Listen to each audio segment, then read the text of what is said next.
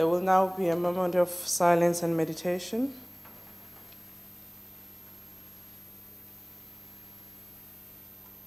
Please be seated.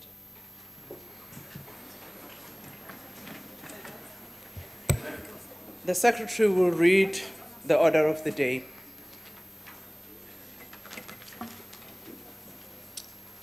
Debate on vote number 9, Public Enterprises Appropriation Bill. Honorable the Minister of Public Enterprises.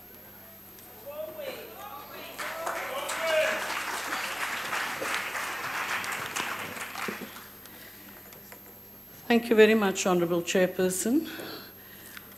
Honourable Ministers and Deputy Ministers, Deputy Minister Bulelani Magonisha, Chairperson of the Portfolio Committee, Honourable Members, the Acting DG of the Department, Chairpersons and Board Members of the state-owned companies present here today, Chief Executives and Senior Managers of state-owned companies, distinguished guests, in particularly those beneficiaries of bursaries and training programs of our state-owned companies who are present here today, thank you for coming.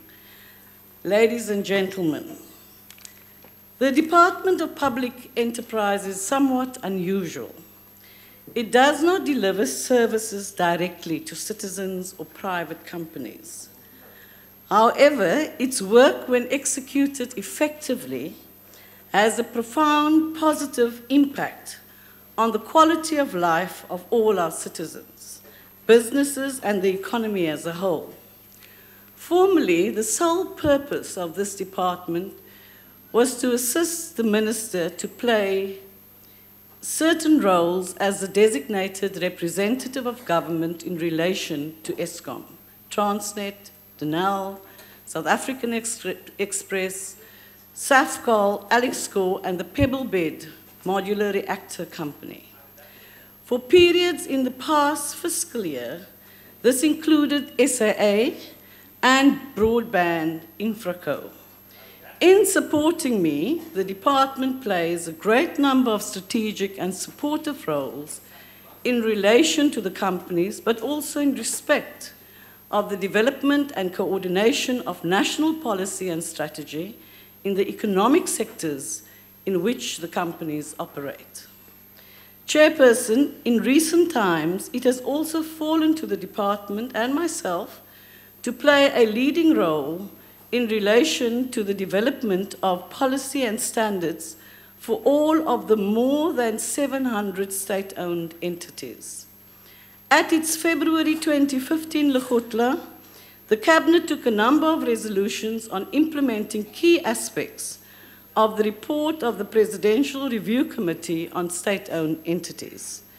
The department and I have been tasked with championing the development of an overarching shareholder policy defining criteria for continued state ownership in critical and strategic entities. After a comprehensive process, a report will be presented to the Cabinet Lekgotla in July. The report will focus on a shareholder policy and appropriate ownership model, a framework for disposal of non-core assets supported by National Treasury and the economic sector and infrastructure cluster, a private sector participation framework, and a board appointment manual, which will be led by the Department of Public Service and Administration. The process will culminate in the establishment of a conceptual framework which will inform the proposed government shareholder management bill, a single overarching piece of legislation, particularly for Schedules 2 and 3B entities, and we hope to introduce it in the not-too-distant future. Progress has also been made. I can't help if you don't understand it. Huh? Progress has also been made on the standardization. You must be careful of what you understand here and not. Progress has also been made on the standardization of governance practices within state-owned enterprises. The department has submitted to Cabinet proposals for remuneration and incentive standards for state-owned company executive directors, prescribed officers, and non-executive directors. The standards aim to introduce good governance, transparency, and accountability in the manner in which remuneration and incentives are applied in the entities. Chairperson, the budget seeks to finance the initial interventions proposed in the department's 5-year strategic plan. However, before I elaborate, let me offer some insight into the nature of the terrain within which the department and I operate. In A Long Walk to Freedom, Madiba says, after climbing a great hill, one only finds that there are many, many more hills to climb. And I must tell you that I have come to believe that at the time that he wrote that, he must have been thinking about public enterprises. As no doubt you have noticed, there are many hills to climb. The following metrics define the breadth and the depth of the landscape within which we operate. The 6 active companies have an asset base value of 755 billion rand, with Eskom and Transnet accounting for some 745 billion. They have annual revenues of over 200 billion rand. They will also contribute the lion's share of the state's investment in infrastructure of more than 330 million rand a day, every day, over the next 3 years. In the context of an economy with a GDP of about 4 trillion rand, this places the SOCs in this portfolio, especially Eskom and Transnet, at the sharp end of driving growth. This administration's industrial development strategy, transformation of the economy, and therefore the assault on poverty, inequality, and unemployment. Chairperson, the highest priority goals which the department and I are required to drive over the next 5 years are set out in the NDP-rooted medium-term strategic framework of this 5th democratic administration. Foremost amongst these are critical initiatives to lower the cost of doing business to stimulate job-creating growth and to increase the efficiency of the economy. First, ramp up the electricity generation reserve margin from its current levels to 19% by 2019. Second, increase the tonnage moved on rail from the current 207 million tonnes to 330 million tonnes by 2019. Third, improve the operational performance of seaports and inland terminals by increasing the average gross crane movements per hour by 25% by 2019. And fourth, use the Eskom and Transnet infrastructure development and replacement investment spend to drive the overall national investment rate to 25% in a way that crowds in private sector investment and creates opportunity for new suppliers and sectors. These are the foundations upon which radical economic transformation will be built. In order to do this, we need to deal with 2 main sets of issues: company-specific matters, like the well-documented challenges at Eskom, and just getting the generic basics right, like financial sustainability, stability, funding, which requires little or no assistance from the fiscus, the cost of capital, the pace and quality of the delivery of capital projects, the viability of the commercial operations, cost management, efficient procurement, operational efficiency, the quality, effectiveness, and stability of boards, the quality, effectiveness, and stability of executive management teams, recruitment and retention of scarce and critical skills, maximizing the impact of the state's industrial development and transformation goals, and eliminating corruption. It was pretty easy to rattle off that list, as attested by the young man to my left. The crisp question, though, is, does the small department whose proposed budget we are discussing today have the cutting-edge resources to address these in an impactful way? specifically to, one, translate government's broad socio-economic mandates and very specific industrial development strategies into detailed, precisely targeted annual shareholders' performance compacts for the companies. Secondly, to monitor and evaluate the company's performance against these compacts to the standard that would be expected by the shareholders of a 750 billion privately owned group of companies.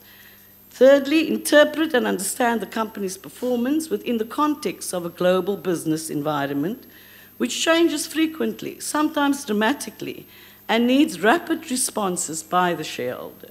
And then lastly, assist the companies to respond rapidly to changes in the trading environment in a manner that would be expected by the shareholders of a 750 billion rand privately owned group of companies. The department and I asked ourselves these questions recently. We concluded that the global environment within which our companies operate has become so much more competitive and complex that it is becoming unreasonable to expect conventionally structured government departments to meet these challenges with conventional resources and standard methodologies, no matter how gifted and committed the staff can be. Therefore, currently we are engaged in an exercise to design and put in place the institutional architecture which will position us to be able to answer yes to each of these 4 questions by the time I stand here again in a year's time. Chairperson, let me turn to the companies. I will cover Eskom, Transnet, Denel, and South African Express, and I will respond to you later. And while Deputy Minister Mgwanishe will focus on SAFCOL, Alexco, and some of the cross-cutting themes that are very important and has produced many of those young people up there who have been beneficiaries of our bursaries and beneficiaries of our programs.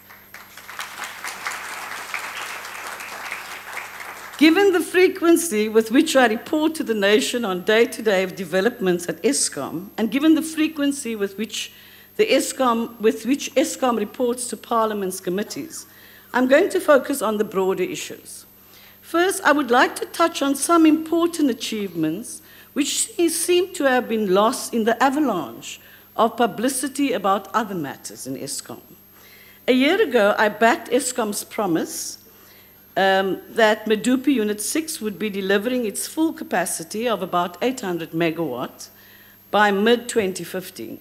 Today, I am very pleased to announce that the ramp-up towards full output has passed the 700 megawatt milestone.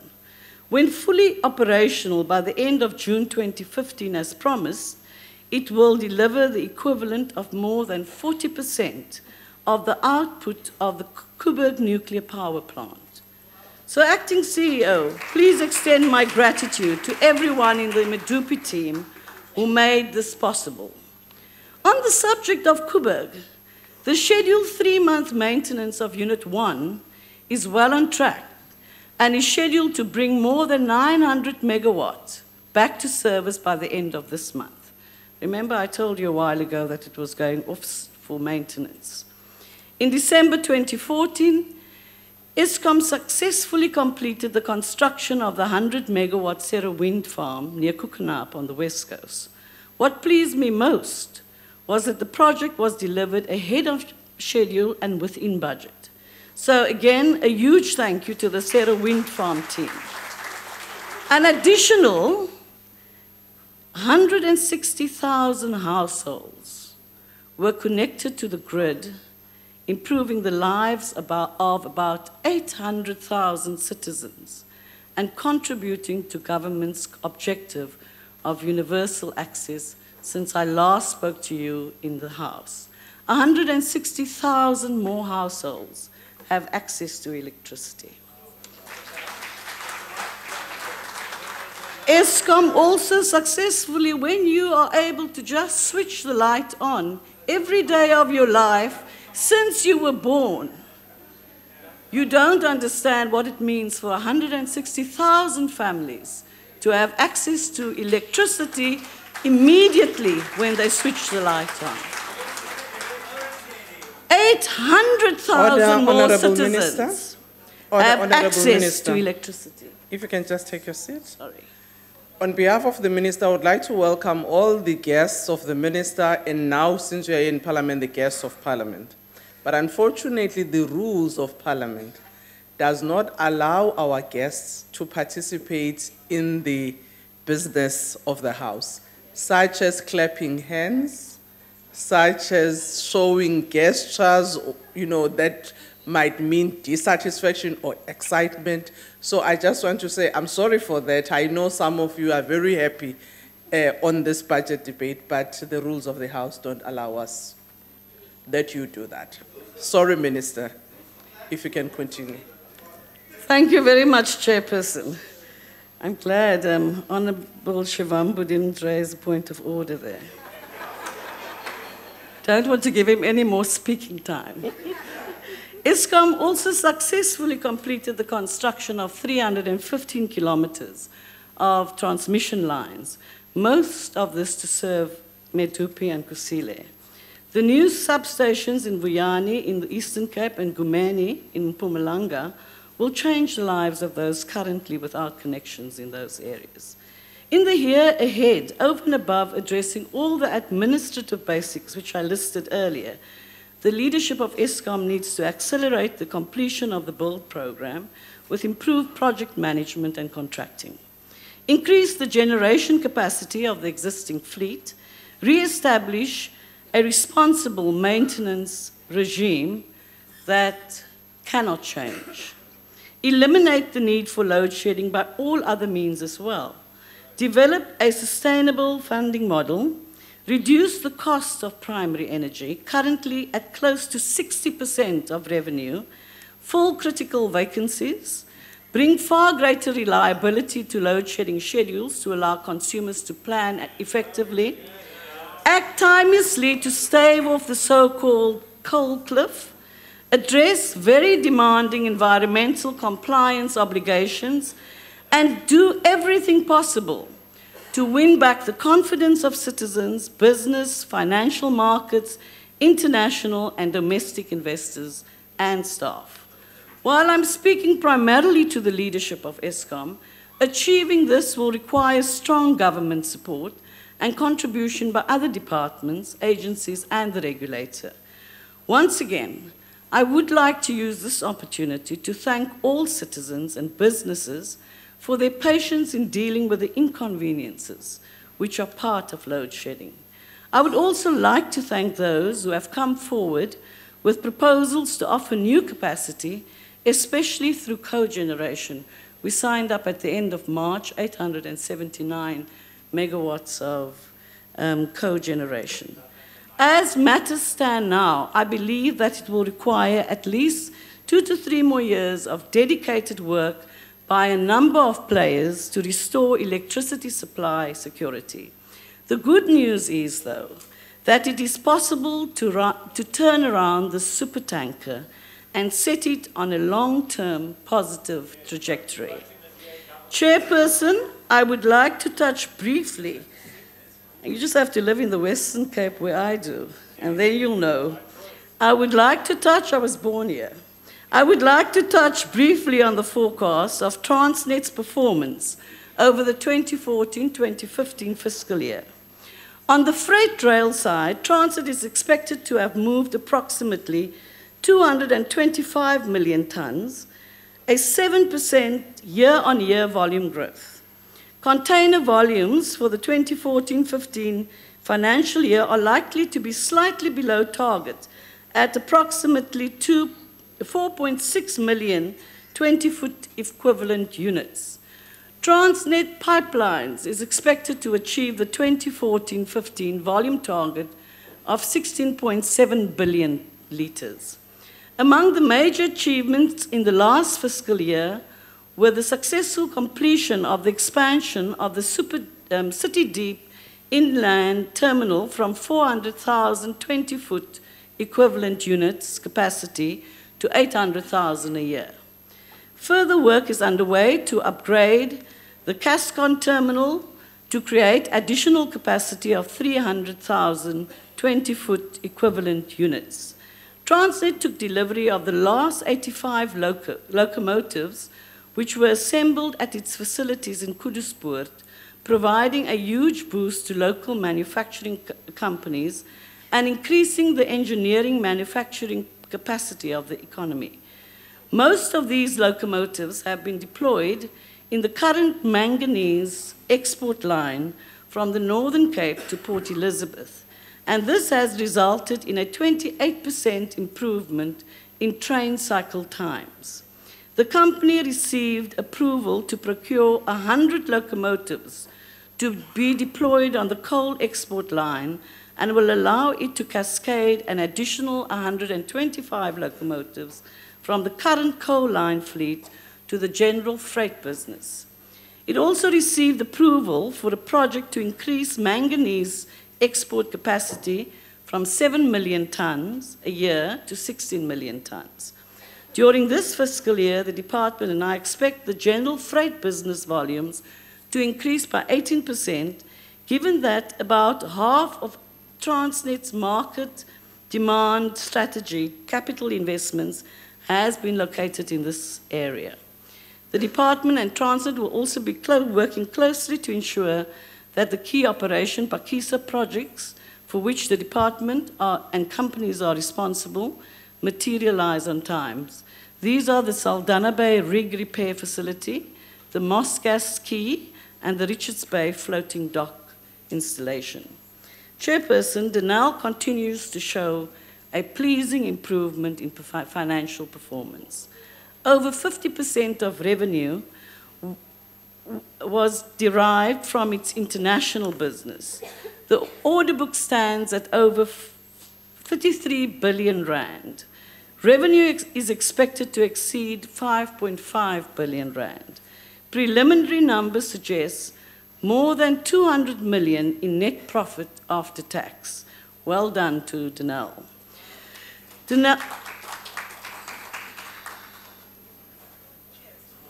Cheers.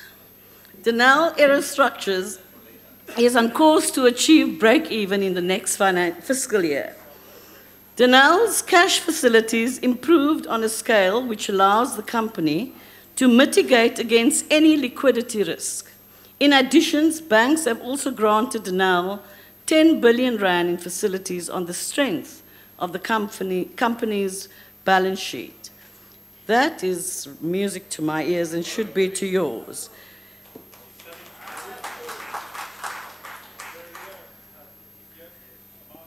I'm not seconding the CEO to Eskom as well. The department and I have the following I can't hear you. So say something clearer, then I can respond. The department and I, you get up and you ask a question, that's all. The department and I have the following matters clearly in our sights in the next 5 years. Developing more partnerships with other global or regional equipment manufacturers, like its joint ventures with the UAE's Tawuzan, addressing the linked issues of the aging workforce and the pace of transformation, investing in plant and equipment. Honorable Minister, your time is up. Thank you. Honorable, the chairperson of the committee, Letsatsi Tuba.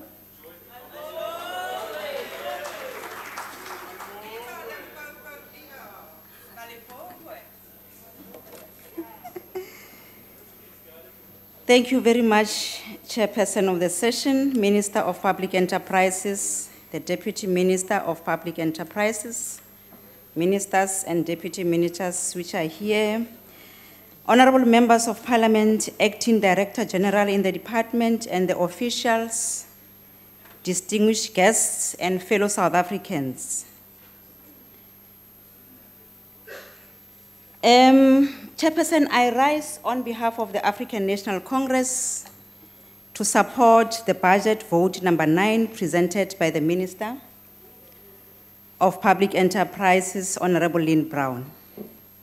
We stand here in support of this budget vote number 9, Honorable Chairperson, because of the following reasons. One, that the South African economy remains constrained and the growth has been very sluggish or slow. Secondly, we support the budget because the second phase of our democratic transition, as defined by the African National Congress, calls for bold and decisive steps to place the economy on a qualitative path.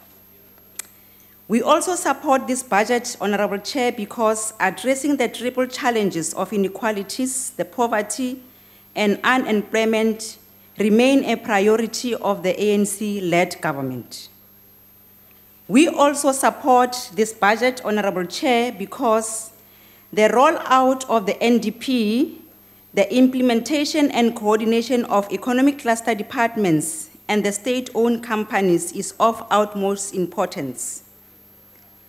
Our people, Honorable Chair, are crying for a better job, for a better life, and this cry cannot be postponed. It is for these reasons we support this budget vote, because the ANC has long pronounced on a better life for all. Chairperson, in his January 8th statement in 2008, the President Jacob Zuma endorsed the developmental state and the expansion of state-owned enterprises when he stated that, and I quote, "The developmental state should maintain its strategic role in shaping the key sectors of the economy.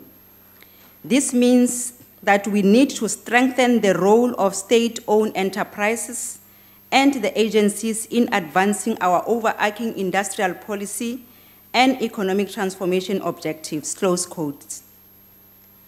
Honorable Chair, our mandate as the Portfolio Committee of Public Enterprises is to provide oversight to the department and its state-owned companies.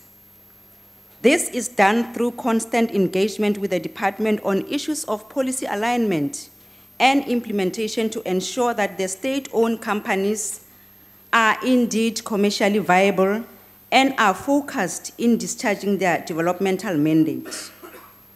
We continue to ensure that the department and state-owned companies are central in the implementation of the National Development Plan, the New Growth Path, and Industrial Policy Action Plan.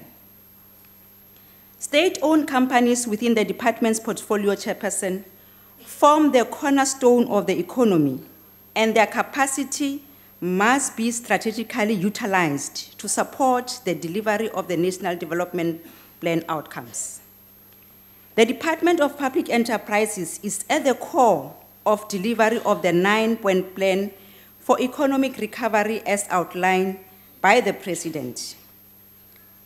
We are pleased that the department in its strategic plan and their response when we were questioning them, they clearly outlined effectively how they seek to address the issues highlighted by the President.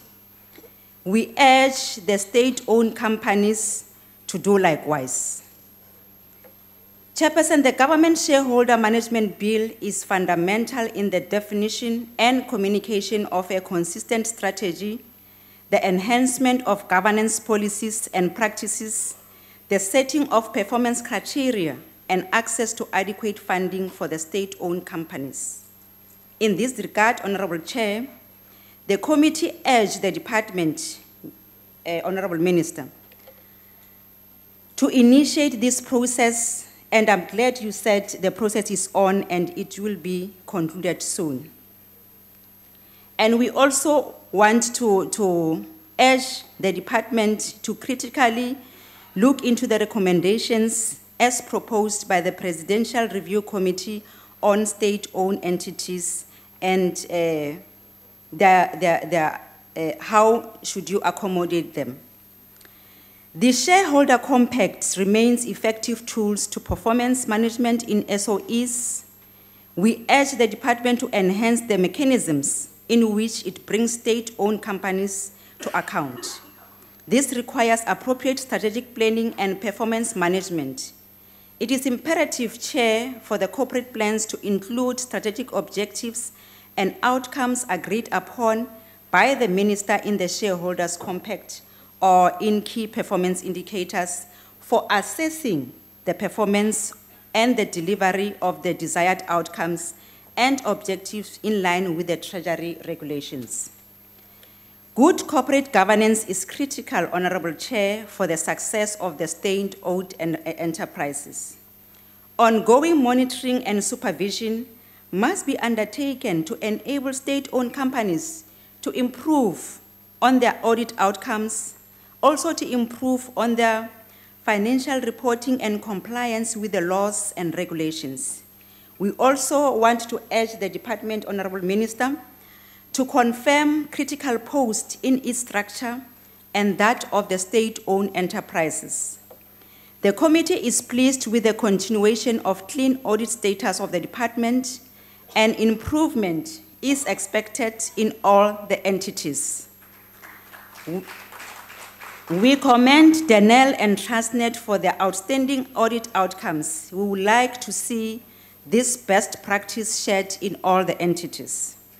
The Portfolio Committee will monitor, strictly so, Honorable Chairperson, the department's ability to enhance the efficiency of strategic transport corridors, including the monitoring of Transnet market demand strategy to expand rail and pipeline capacity and to improve ports' productivity.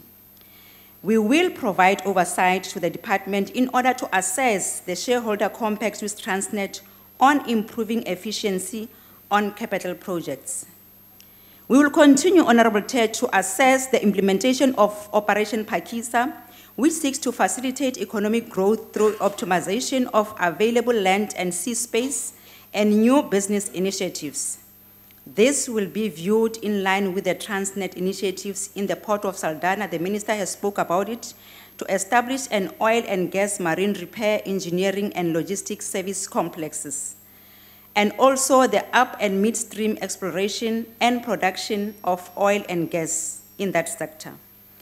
We expect initiatives such as Operation Phakisa, Honorable Chair, and the market demand strategy of Transnet to change the outlook of our economy through the development of the Black industrialists, youth and women empowerment, massive job creation, skills developments, and creating opportunities for African communities through direct investment. I'm pleased because the executive of the state-owned enterprises and the boards are here with us this evening. We will demand answers if these initiatives are not implemented. Our people are crying for jobs, and we can't postpone this forever. The Transnet oversight function is funded through the Portfolio Management and Strategic Partnership Program under the sub-program of Transport Enterprises, which is allocated 72.9 million over the medium term. The committee will monitor government support package to Eskom, which is intended to both improve Eskom financial sustainability and ensure that the build program, which started in 2005, is delivered within the timeframes specified in government's 2014-2019 medium-term strategic framework. The Eskom oversight function is strategically located in sub-program Energy Enterprises, which is allocated 52.4 million over the medium term. Together with the Department of Energy, the Department of Public Enterprises will also coordinate the implementation of government 5-point plan, which was announced in December 2014 to stabilize the electricity generating system in the short and medium term. We commend the work done at the Ingula, and we are confident, Honorable Chair, that the completion of the hydropower station will ensure that electricity demand during peak hours will be reduced. We commend the Minister on the appointment of the interim CEO of Eskom, Mr. Brian Molefe. This has brought confidence in the markets, and it shows that the entity is poised for success. Honorable members will remember. Honorable Chair of the committee, your time is up. Thank you.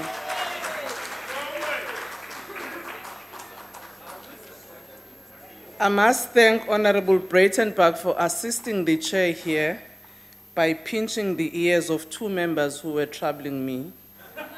by making noise, so they are a bit quiet now. Thanks, Honorable Breitenbach, for that. Honorable Mazone.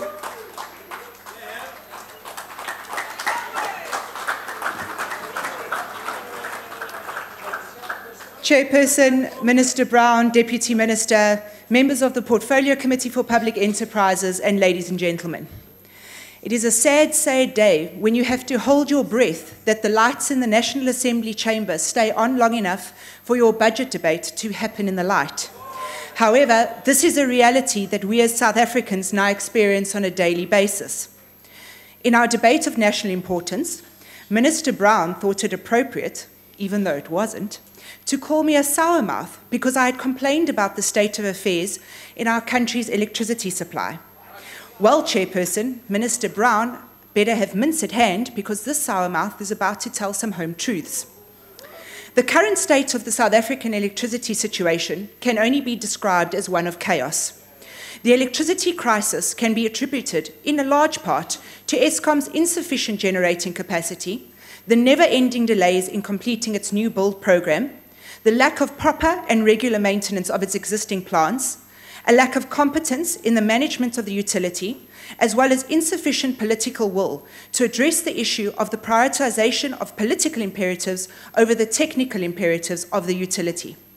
The current situation is further exasperated by the precarious financial reality the company finds itself in. Is it not then completely bizarre that the ANC, who is responsible for the cadre deployment to Eskom, now organizes a march on its very own creation? Talk about the worm that turned. The DA supports a short-term action plan based on rapidly and vastly increasing the number and size of energy projects undertaken by IPPs as a means to increase the South African power generation capacity over the coming 3 to 5 years. There is no quick fix solution to these problems, but we can take certain steps to immediately stop the problem from escalating.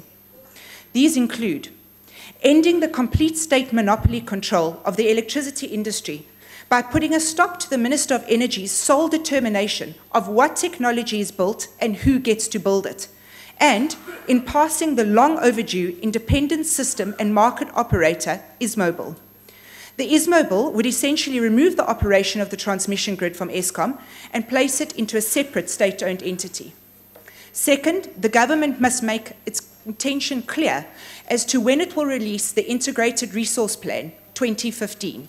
The 2013 update report, as opposed to the 2010 iteration, has a distinct focus on those technologies that can be brought on stream in the shortest possible time. This would include renewable energies and gas-fired turbines.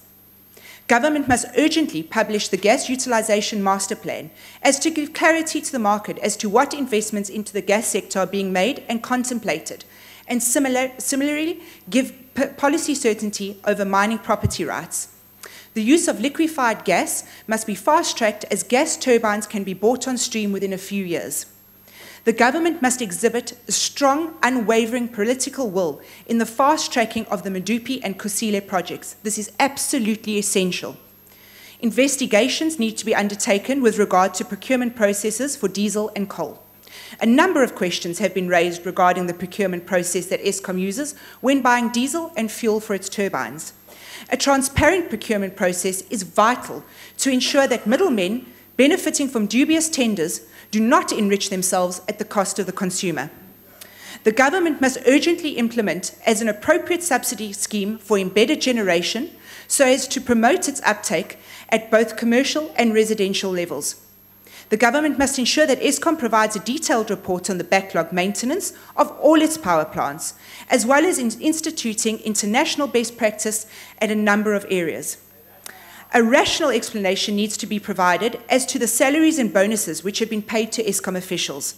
There is undoubtedly a perverse incentive architecture in the structuring of Eskom salaries and bonuses paid to their officials. This is scandalous. NERSA must be required to make Eskom accountable for its tariff increase and give full and rational explanations to the South African people as to why these increases are being requested over and over again. The government must rapidly support measures to increase generation capacity, decrease demand for electricity, and improve efficient energy use. Government must take immediate steps, including the splitting of Eskom, to begin the expansion and updating of the grid, which will allow for more IPPs to connect and begin contributing towards generating capacity. Chairperson, it is now time for some very important conversations to take place. It is time for roundtable discussions to take place between the Department of Energy, Department of Public Enterprise, Department of Finance, and the Department of COGTA. No longer can we pretend that we are not in the midst of a national crisis. There is no other word for it. The only way forward is to break down the walls between these departments and get them working together. The fact of the matter is this: a secure energy supply is the lifeline of any economy. We are, without being overly dramatic, on a path to economic destruction if we don't take action now. We do not complain, Minister. We have solutions. Let us be part of the solutions that take our country forward. Let's put party politics aside and work together as South Africans to solve this national crisis. I thank you. Thank you, Honourable Member. Honourable Morapela. Okay, thank you. Honourable Chairperson, the EFF does not support the Public Enterprises budget vote because of the existence of this ministry is not necessary. It is a waste of money. Unless line function department are responsible for oversight to ensure that the state invests through state-owned companies is aligned with government policies. We will continue to see private companies doing business with Eskom, exploiting workers at Mudupi and Kusile. Workers must be paid decent salaries. We will continue to see Eskom proposing sickening tariffs beyond what the poor and the working South Africans can afford. South Africans must reject this. We will continue to see the ANC marching against itself, like they are doing today in Soweto, because of policy confusion within the ANC. Their factional battles are impeding state-owned companies to work effectively. Eskom must be moved to the Department of Energy, Denel to Defense, South African Forestry Company to Agriculture, Transnet to and SA Airways to transport.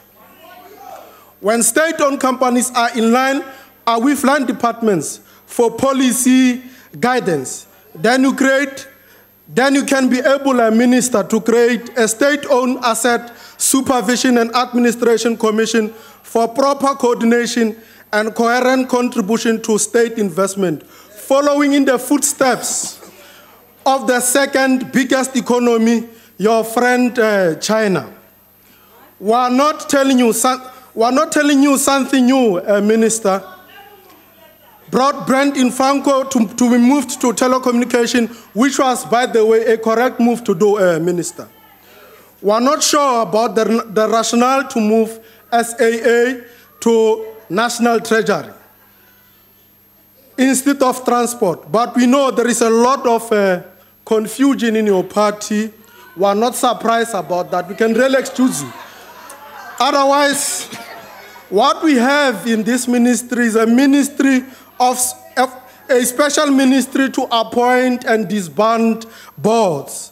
Your department spent almost 60% of its budget in administration. It must be a real special ministry. In addition to that, your department has spent more than 100 million on consultant in the last 4 years for work that can be done by other departments.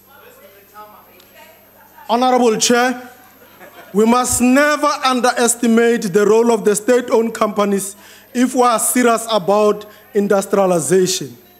When Japan was at the peak of industrialization, the state companies owned 30% of mining and metal industries, 50% of machinery and equipment, and 60% of commercial stock exchange. We must use state-owned companies to industrialize and beneficiate our people. Eskom and Transnet must use their purchasing power to address challenges of unemployment and underdevelopment of our people. We have multinational corporations who are not in compliance with the mining charter, like BHP, Billington, and Exxaro, but continue to get contracts from the state-owned companies. Also, in the presentation by Professor Ben Turok in the Portfolio Committee of Department of Trade and Industry, he made very interesting observation that state-owned companies spend a lot of money buying financial and other softwares from multinational companies who continue to exploit aggressive tax planning and do not contribute to the transformation. State-owned companies are doing everything in their power to undermine transformation. Reverse because you continue to be corrupt. You are a corrupt government. That is why everything is collapsing in your hand. Because you are corrupt. Take your seat.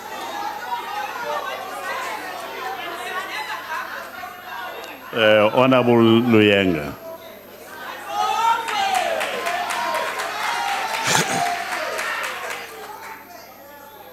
Honorable Chairperson, allow me to greet all honorable ministers that are here present and deputy ministers, honorable members of parliament, officials of the department, the boards and the executives of all the entities, distinguished guests, fellow South Africans, ladies and gentlemen, Molweni. Honorable Chairperson, I'm tempted to respond to hollow insinuations that are made here as if the ANC is doing nothing. But I have a responsibility to represent the ANC correctly. And the ANC, in support of this budget, has this to say, because this is a very critical year in the ANC work and zeal to make a difference in the people's lives. The declaration by the NEC of the African National Congress on 2015 is the year of Freedom Charter has important significance in this budget vote. The spirit, Chairperson, and intention of the Freedom Charter clause that speaks to the people sharing the country's wealth means that state-owned companies must lead by example, driving growth and transformation in South African economy. The responsibility of state-owned companies, Chairperson, has to aggressively invest in the infrastructure program and maintain demand is critical when there are economic challenges nationally and globally. The state-owned companies equally have the responsibility to encourage the private sector to invest in the ongoing drive to build growth and development in the country. The contribution of SOCs is to industrialization and economic transformation is reflected in the strategic plan of the department and is a consequence of the African National Congress economic policy.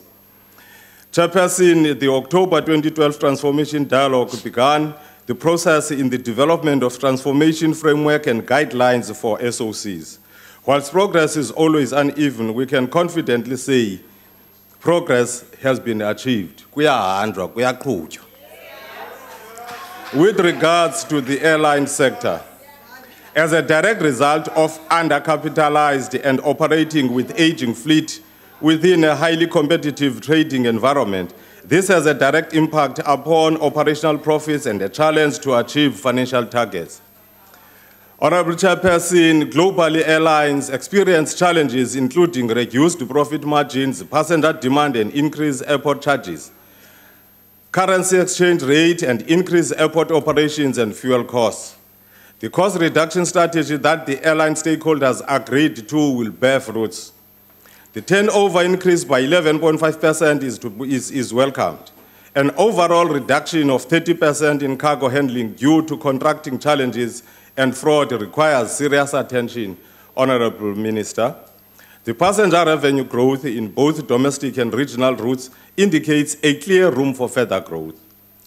Your Honor, the ANC is encouraged by the serious work being done on assessing profitable routes.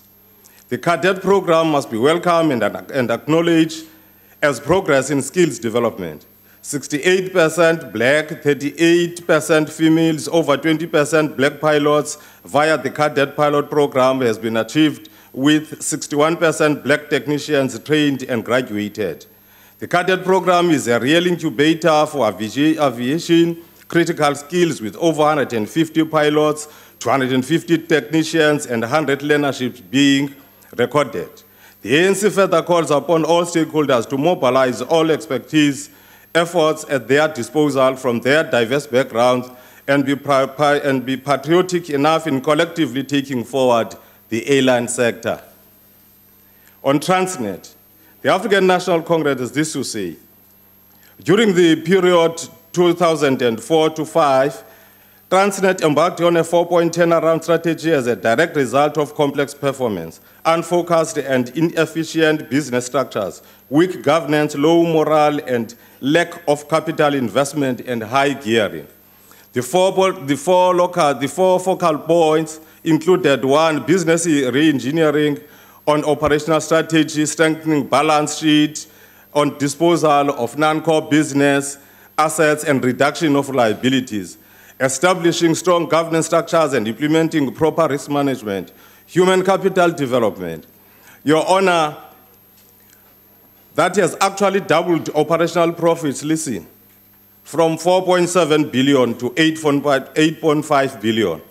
Capital investment increased from 3.8 billion to 11.7 billion, while gearing reduced dramatically from 83 to 39%. What a remarkable transition. Thanks to the board and management for such a wonderful strides, including your endeavors, Mr. Molife, and there is nothing that will thwart you from doing the same at ESCOM. We may differ with opposition on many aspects, but on Transnet, it is all thumbs up at a committee level. The quantum leap in 2008 from the successes of the turnaround strategy culminated to the volume demand outstripping the capacity of Transnet. The Transnet felt obliged to review its strategy in order to meet the demand and developed a market demand strategy. Through the MDS investment plan, Transnet committed over a rolling 7-year quote to address backlogs in rail, port and pipelines, and the new logistical projects. Please conclude, Honourable Member. Since the introduction of MDS, 90 billion infrastructure expenditure of projects have been achieved, 17 direct jobs, 3,000 artisans. In conclusion, SOCs are a unique instrument for our developmental state and are systematically driving investment, industrialization, and transformation in the broader economy. The investment in SOCs has led to tangible changes and a contribution to the growth of our economy. What is clear is that SOCs are in the process of transforming the economic landscape of our country, and through their investment process and the resultant additional capacity, they are producing a myriad of new business opportunities for a wide range of stakeholders. Thank you.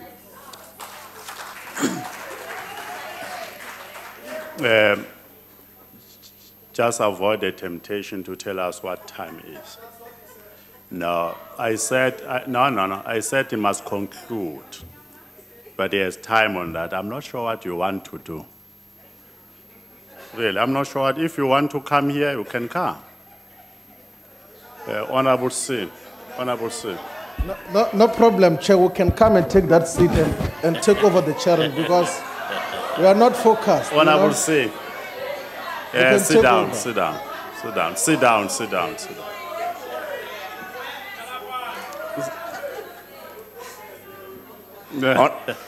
Honorable Chairperson, Honorable Minister, what is music to my ears from what you've said is the fact that this government is taking very, very seriously the Presidential Review Committee recommendations.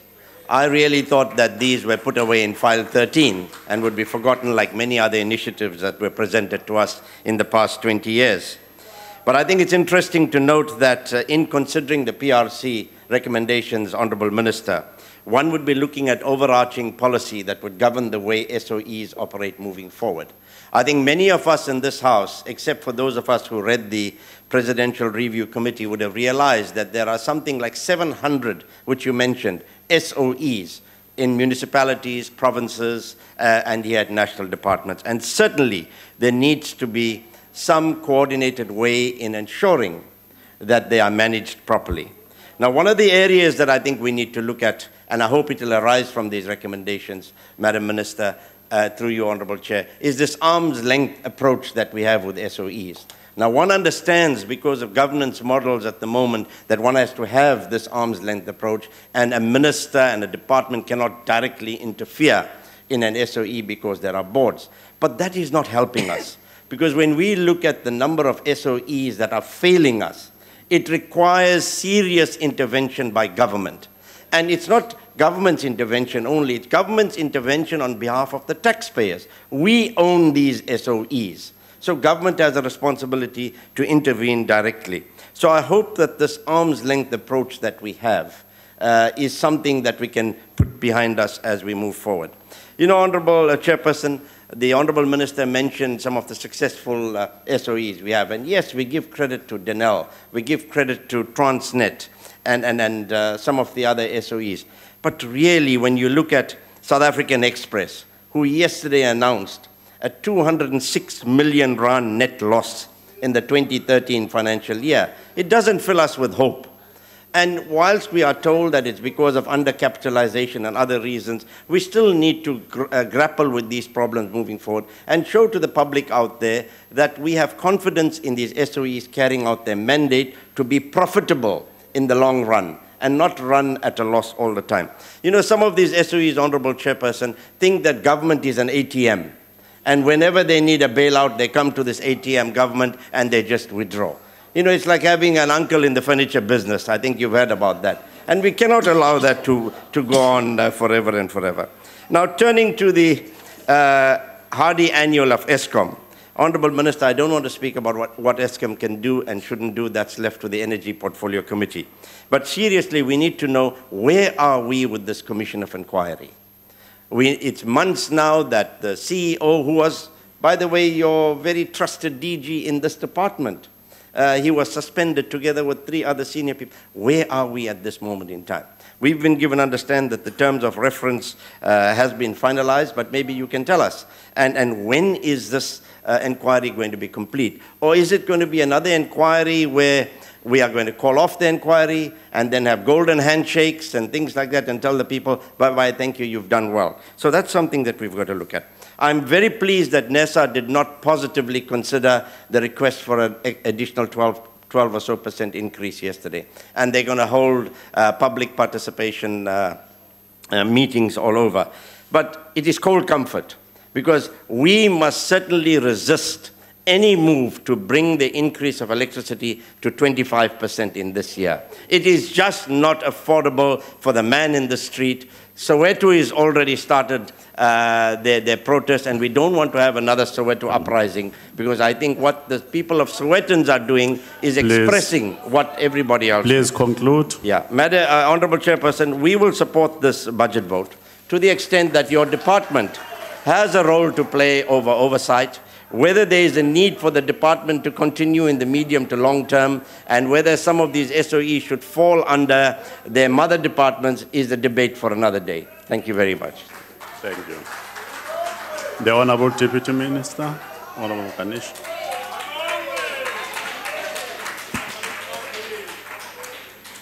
Honourable Chairperson, Honourable Minister Lynn Brown, Honourable Ministers and Deputy Ministers, Honourable Members, leadership of our SOCs, the acting DG, DPE colleagues, distinguished guests, fellow South Africans. Where we once were should remain our motivation to move forward. As we look back, we should do so to measure the extent of our success and prepare for the road ahead. In 1984, a young African male graduated with a BProc degree from the University of Cape Town. For 2 years, he struggled to secure a firm to do his articles. He kept to his passion and eventually opened his law firm. His name is Noor Kabdi from the province of the Western Cape. Our state-owned companies, namely Alexco Safcol, and Eskom showed confidence in this company by giving it legal work. When we celebrated the 20 years of democracy, we also celebrated this company, Cap Ditwala, becoming Denton South Africa, part of the Denton Global. It is now the largest firm in the world. These are the fruits of the 21 years of democracy. Transformation of the legal profession is central to the rule of law. The rule of law is central to economic activity. In this MTSF, we shall be monitoring how our state-owned companies are giving work to Black and women legal firms. Our state-owned companies are the catalyst of ensuring that Black and women legal practitioners enter the commercial practice space. We have directed our SOCs to drastically improve the quality and quantity of legal briefings to Black and women law practitioners. We can report to this House, Chairperson, that 4 of the 6 state-owned companies reporting to the Department of Public Enterprises are being audited by Black accounting firms. South Africa can no longer afford to have only big 4 auditing firms. We want the big 100 and more. Our SOCs are positioned as strategic levers to drive transformation. Our resolve to capacitate the previously disadvantaged firms supports the country's broader transformation agenda. Safcol has been progressively proceeding without any reliance on the national fiscus. The company invested about 5.1 million on social economic development, while 1.5 million rand was directed towards enterprise development. True to our commitment to develop rural communities, Safcol signed social compacts with 13 communities where it operates. The company spends on socio-economic development increased to 6.8 million rands in the past financial year.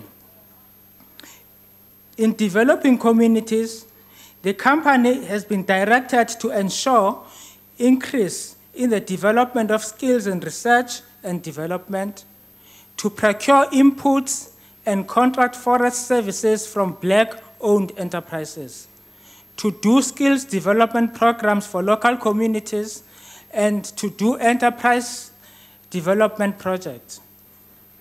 Alexco continues to make progress to financial sustainability. Investment in the mining operations led to improvement in diamond production and job creation. In the past financial year, Alexco realized growth in operations of the mine. This enabled Alexco to effect greater impact in the socio-economic conditions of the people of Namaqualand. The 2013-2014 financial year saw an increase in diamond production from 46,000 carats to 79,000 carats in the 2014-2015 financial year. Revenue from the sales of diamond increased from 277 million rands in 2014 to 414 million rands in 2015. The marine mining rights have been granted, and production is envisaged to start in the 3rd quarter of this financial year. This operation will result in the production of 180,000 carats per year at full production. This progress carries the community with. The government identified a need to approach the shortage of critical skills from all fronts. In the 2014-2015 financial year, our SOCs collectively enrolled 5,286 new trainees in various scarce and critical skills. The breakdown is as follows: 790 artisans, 616 technicians, 387 engineers, 11 cadet pilots, and further 3,320 trainees that were enrolled in various sector-specific critical programs. Eskom collaborated with its supply network to train a further 1,916 matriculants in artisan trade. 541 graduates were placed in the experiential program.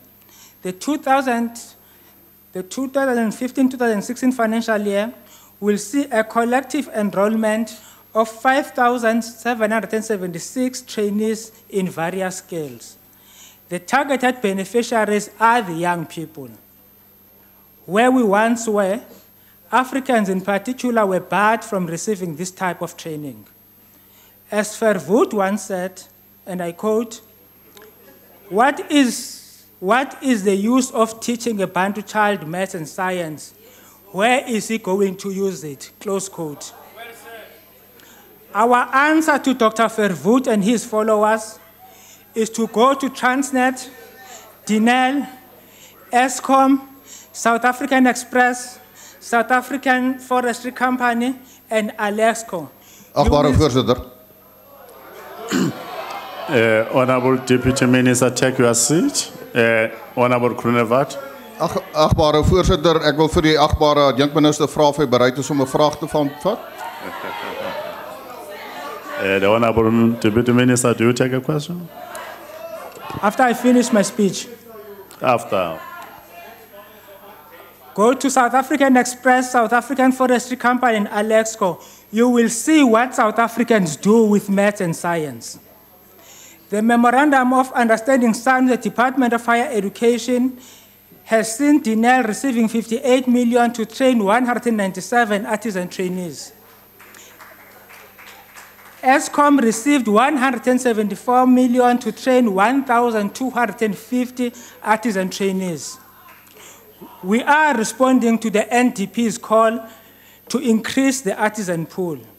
Our state-owned companies continue to ensure that the winter of despair is changed to a summer of hope by driving entrepreneurship. Denel's local spend in the 2014-2015 financial year was 3.1 billion rands. From this budget, Black-owned companies received 685 of the budget.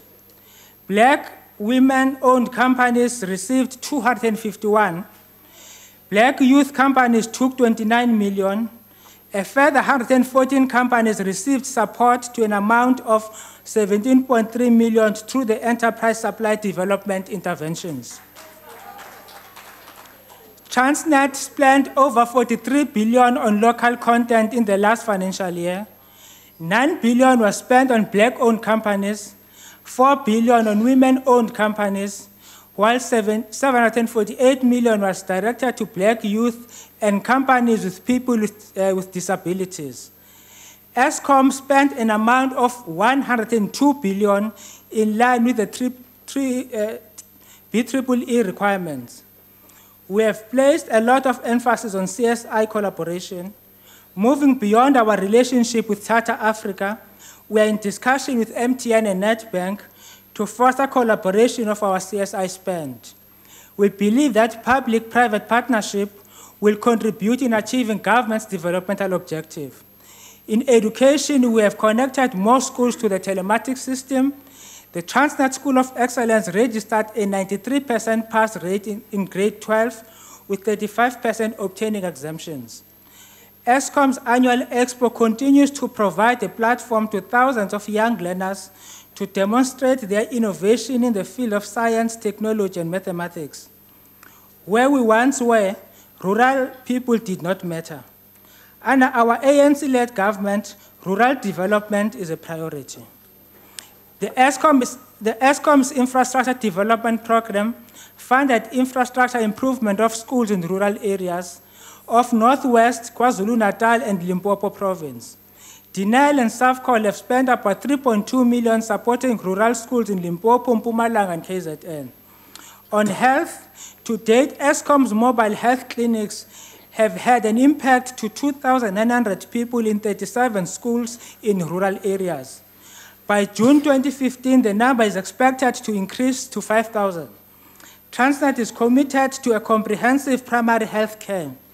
Tupelo Pepper trained tasked 133,000 patients and provided experiential training to 1,335 students.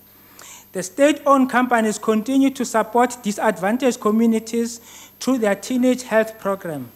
Dignity packs are distributed to learners, including children with disabilities in poor communities. We ask you to support this budget to change the face of rural health of our people. Collaboration between the Municipal Infrastructure Support Agent and the DPE SOCs is set to roll in the Western Area Local Municipality in Gauteng. Artisans trained by Transnet and Eskom and Dinel and MISA will be working on reviving the municipal infrastructure in the municipality. In conclusion, Chairperson, Peter Tosh in his album Equal Rights and Justice said, and I quote, "Everybody is heading towards the top, but how far is it from the bottom? Everybody wants to go to heaven, but nobody wants to die. I want equal rights and justice," close quote. I ask those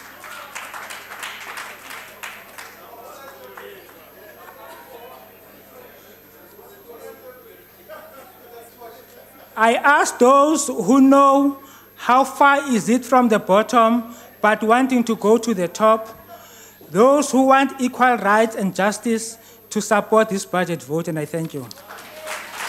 Thank you, Honorable Deputy Minister. Honorable Tsile.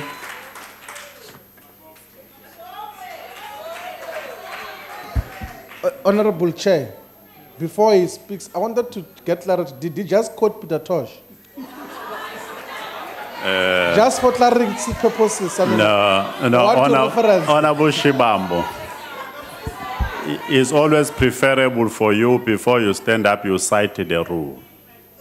Because you have never cited any rules, you sit down. Oh, okay, no, that's fine. I wanted to check if you quoted Peter Tosh. It's a point of clarity. Honorable Member. Thank you very much, Honorable Chairperson, Honorable Ministers and Deputy Ministers, distinguished guests, Nima Dekwal.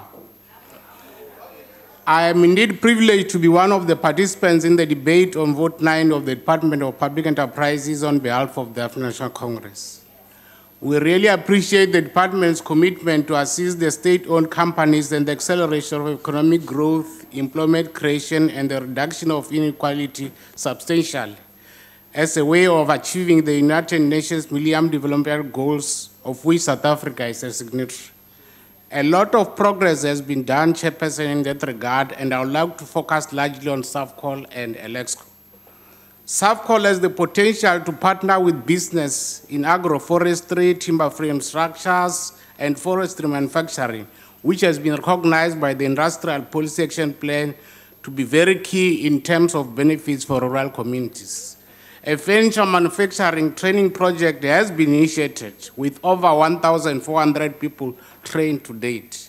It is also encouraging to note that a project for social infrastructure programs is also being developed and has been piloted through the provision of schools, frail care centers, and clinics in Limpopo, Mpumalanga, and KwaZulu-Natal.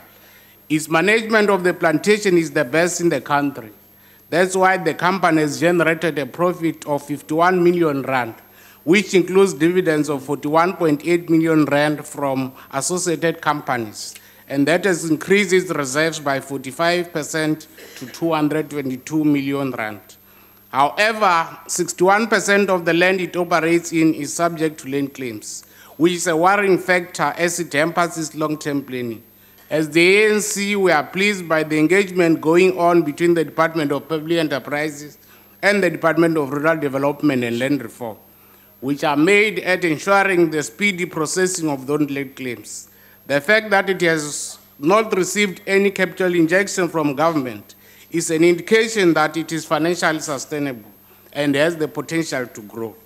A number of cases, Chairperson, have been reported, but we are assured that they are receiving attention and those found wanting will be dealt with appropriately.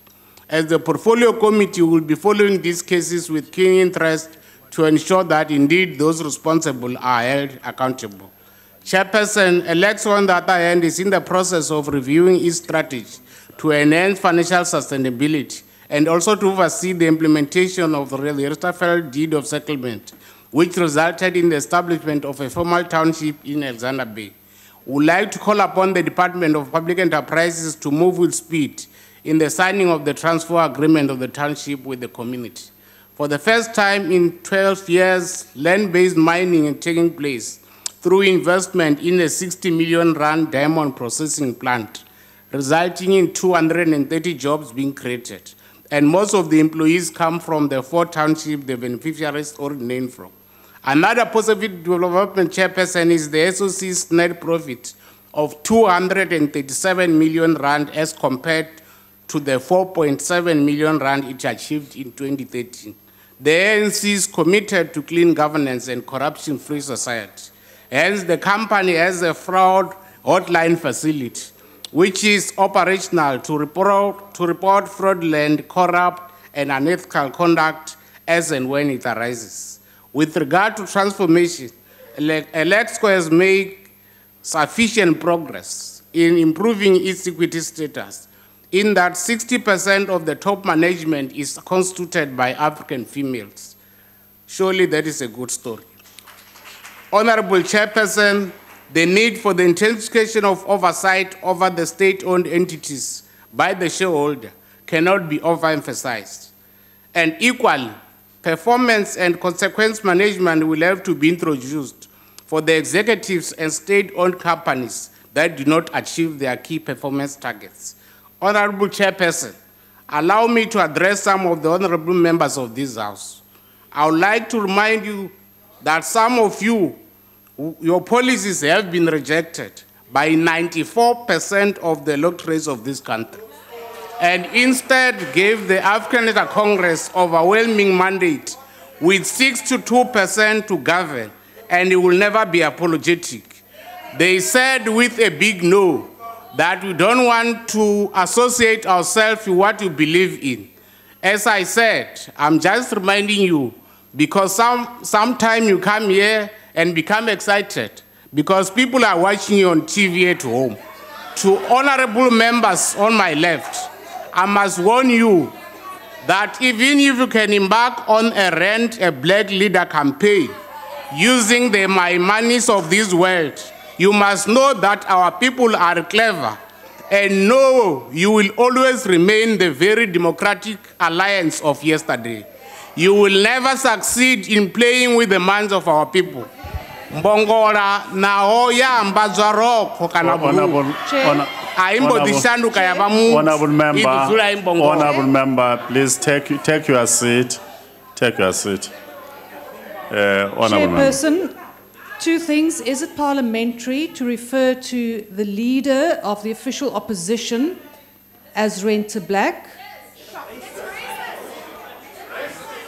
It is not,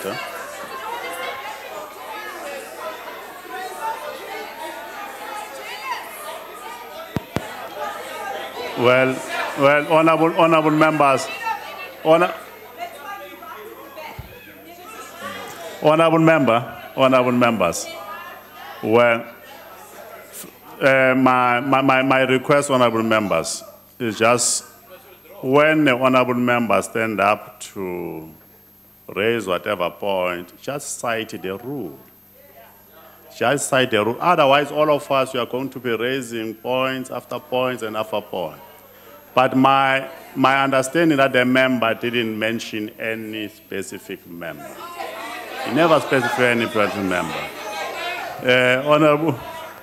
Honorable member, please.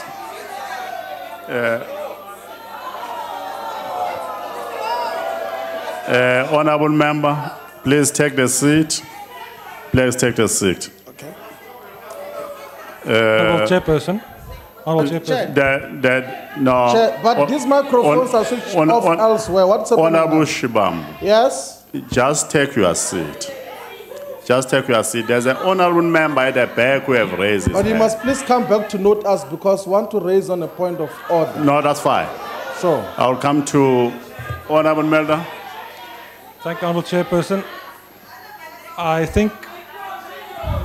think before the chair interprets on behalf of the member what he said, it's very easy. Why don't we just ask the member if he referred to any specific member when he said Renta Black? The member knows. Let him speak.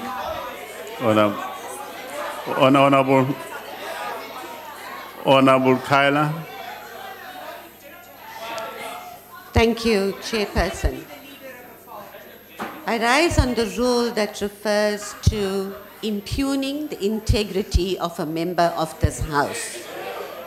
And the member at the podium definitely said, rent a black like the Maimanis of this world. So he was name specific. He referred to a member of this House, which honorable member is the leader of the opposition. I submit that it is unparliamentary.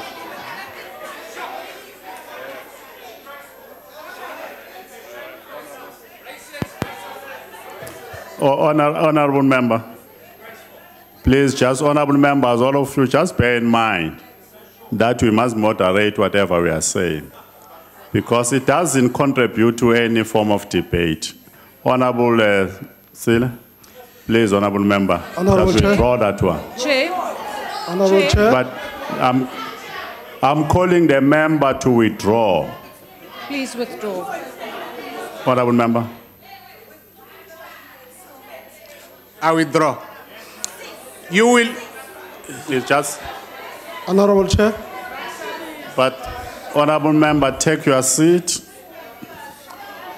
Honorable members, you are not assisting us in this debate if you just rise without citing a rule. Sit down, honorable member. It's a point of order. The point of order, there's a rule, there's number. It's not just a point of order for that. What is the rule that you are using to stand up? It's conventional when you stand, you say on the point of order, and then you'll be given an opportunity to speak, Chair, without subjecting a person to quote a rule. It has been a practice. No. Yeah, but no, Chair. Honorable member, the problem yakho ngizama ukukhipha order again. Rule 63, ke. Honorable member, take the floor. Thank you very much, Chairperson. The honorable member must be reminded that the EFF was only 6 months old when it came and win 6% to be in this parliament, which means in the 2019 will be government in this particular parliament. Thank you, honorable member. Thank you, honorable member. Honorable members, honorable Tsile, let us stick to the rules. Let's just stick to the rules. Because if we don't apply the rules, the debate is not going to be assisting us. Stick to the rules. Honorable Tsile. You will never succeed in playing with the minds of our people.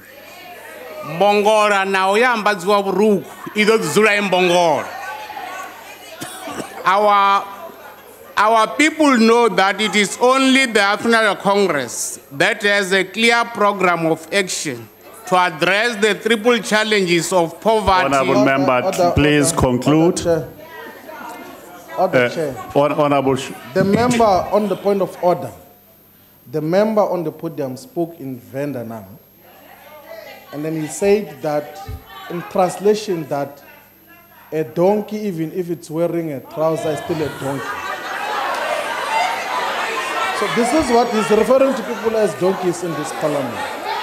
I think he must be asked to withdraw immediately, because we're not here for games here. We're not here for games here. On a point of order. We're not here for games. He must withdraw On a point of order, language, please. On a point of order, Chair. Honorable members, Honorable Deputy Minister, cite the rule and stand up. Please, colleagues, let us not stand up for the sake of doing it. We are making it very difficult. The problem that we will find is when we translate all proverbs and idioms, it becomes difficult for us. Honorable member, please conclude. Our people know that it is only the National Congress that has a clear program of action to address the triple challenges of poverty, unemployment, and inequality. Minister and Deputy Minister. On a point of order, what is the ruling? I've risen on a point of order. You have not given me. No, the honourable member, sit down. The honourable member never mentioned the name of anyone. A member, you know the language better than myself. The member was using a proverbs and the saying, doesn't affect anyone. Let us sit down and do that. Then let's put on record that we can use such language when we take the platform as well. If you are setting a precedent, we will say, because there are lots of donkeys on the other side, so we'll say that as well. Honourable Shibambo, take your seat. Honourable member, conclude. Point of order.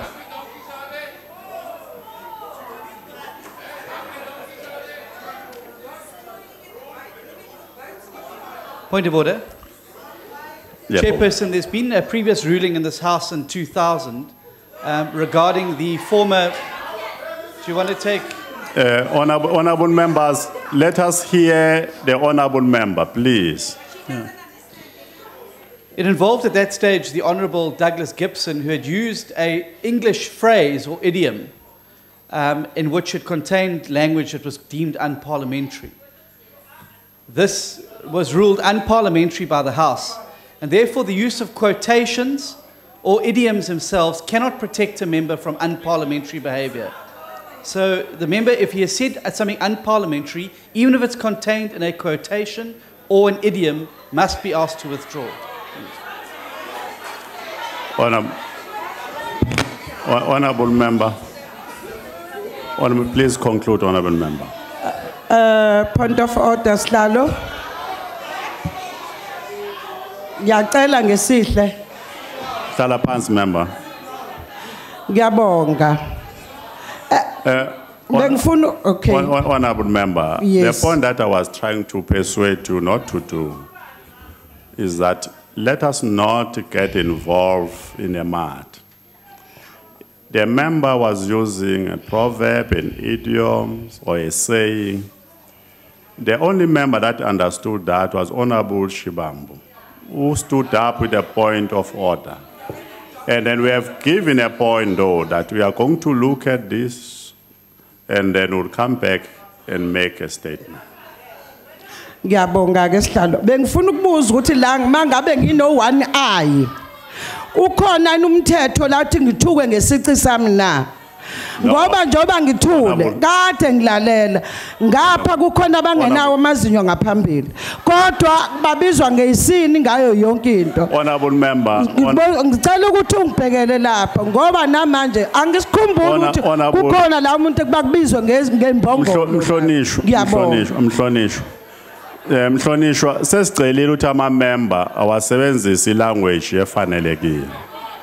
Akunama-member alungele ubathuka amanye ama-member. No, akunamember efanele ithuke enye member. Let us engage in a debate, not individuals. Honourable Tsele, close now.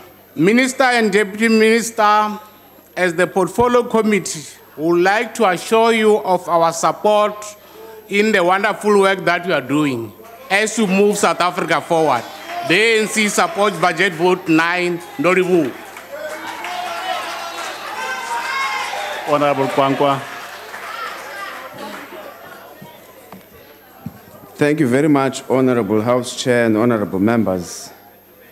Well, ndifumanisa ukuthi ndilobishwa ngapha ngalama sela nangala ngapha masela athi support.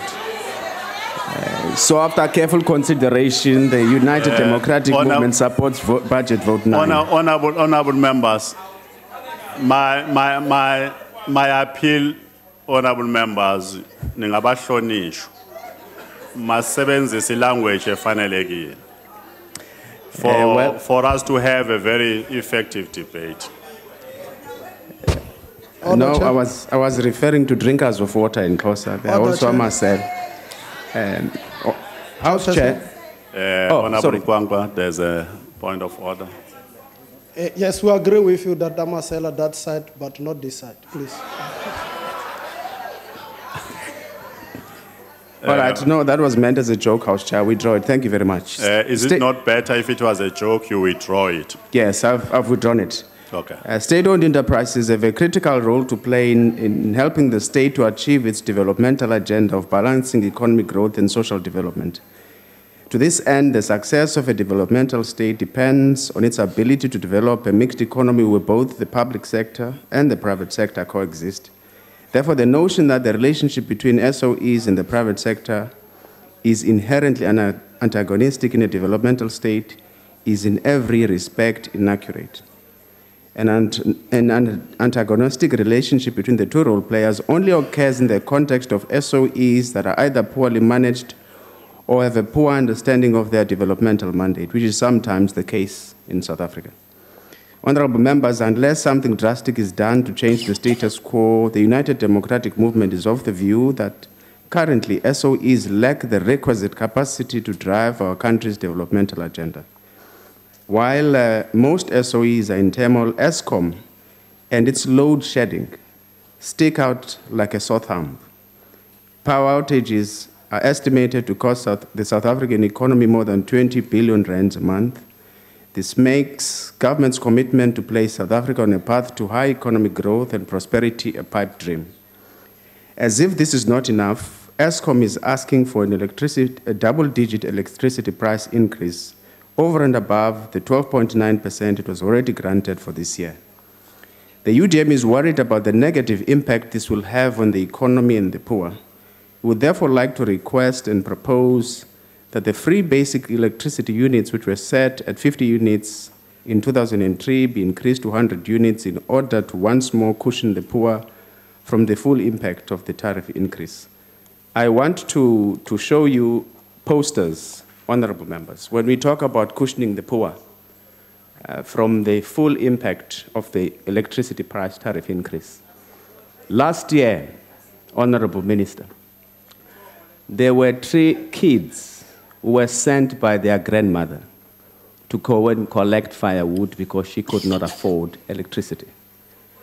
The oldest one here is 9 years old. They are 7, 8, and 9. When I visited the family, the grandmother said, I did this because I'm very frail and I need to be able to cook for my kids, for my grandchildren. Now, when we talk about the importance of cushioning the poor from the full impact of the price electricity increase, it's very important that we understand that there are people who are going through these things on a daily basis.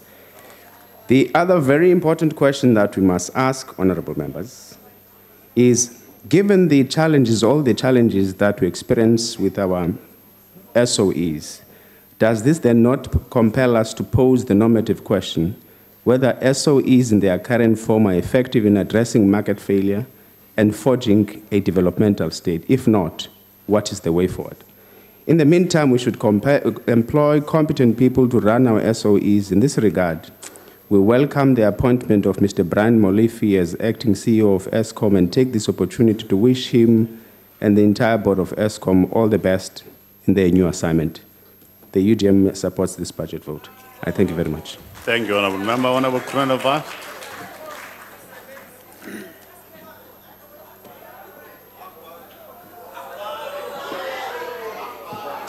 Honourable members, let us allow Honourable Member to be heard.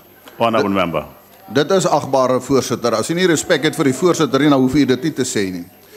Voorsitter, ek wil begin om vir die agbare adjunkminister te vra. Hy het 'n aanhaling gemaak wat Dr. Verwoerd sou gesê het.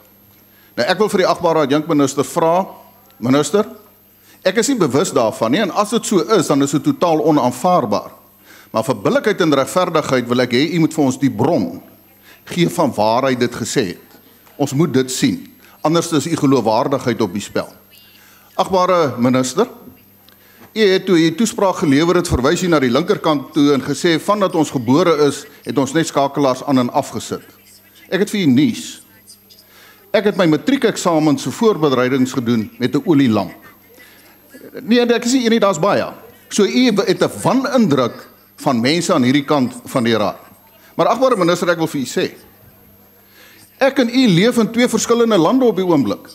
Want as ek na u geluister wat u hier vandag gesê het, dan gaan dit wonderlik met Eskom.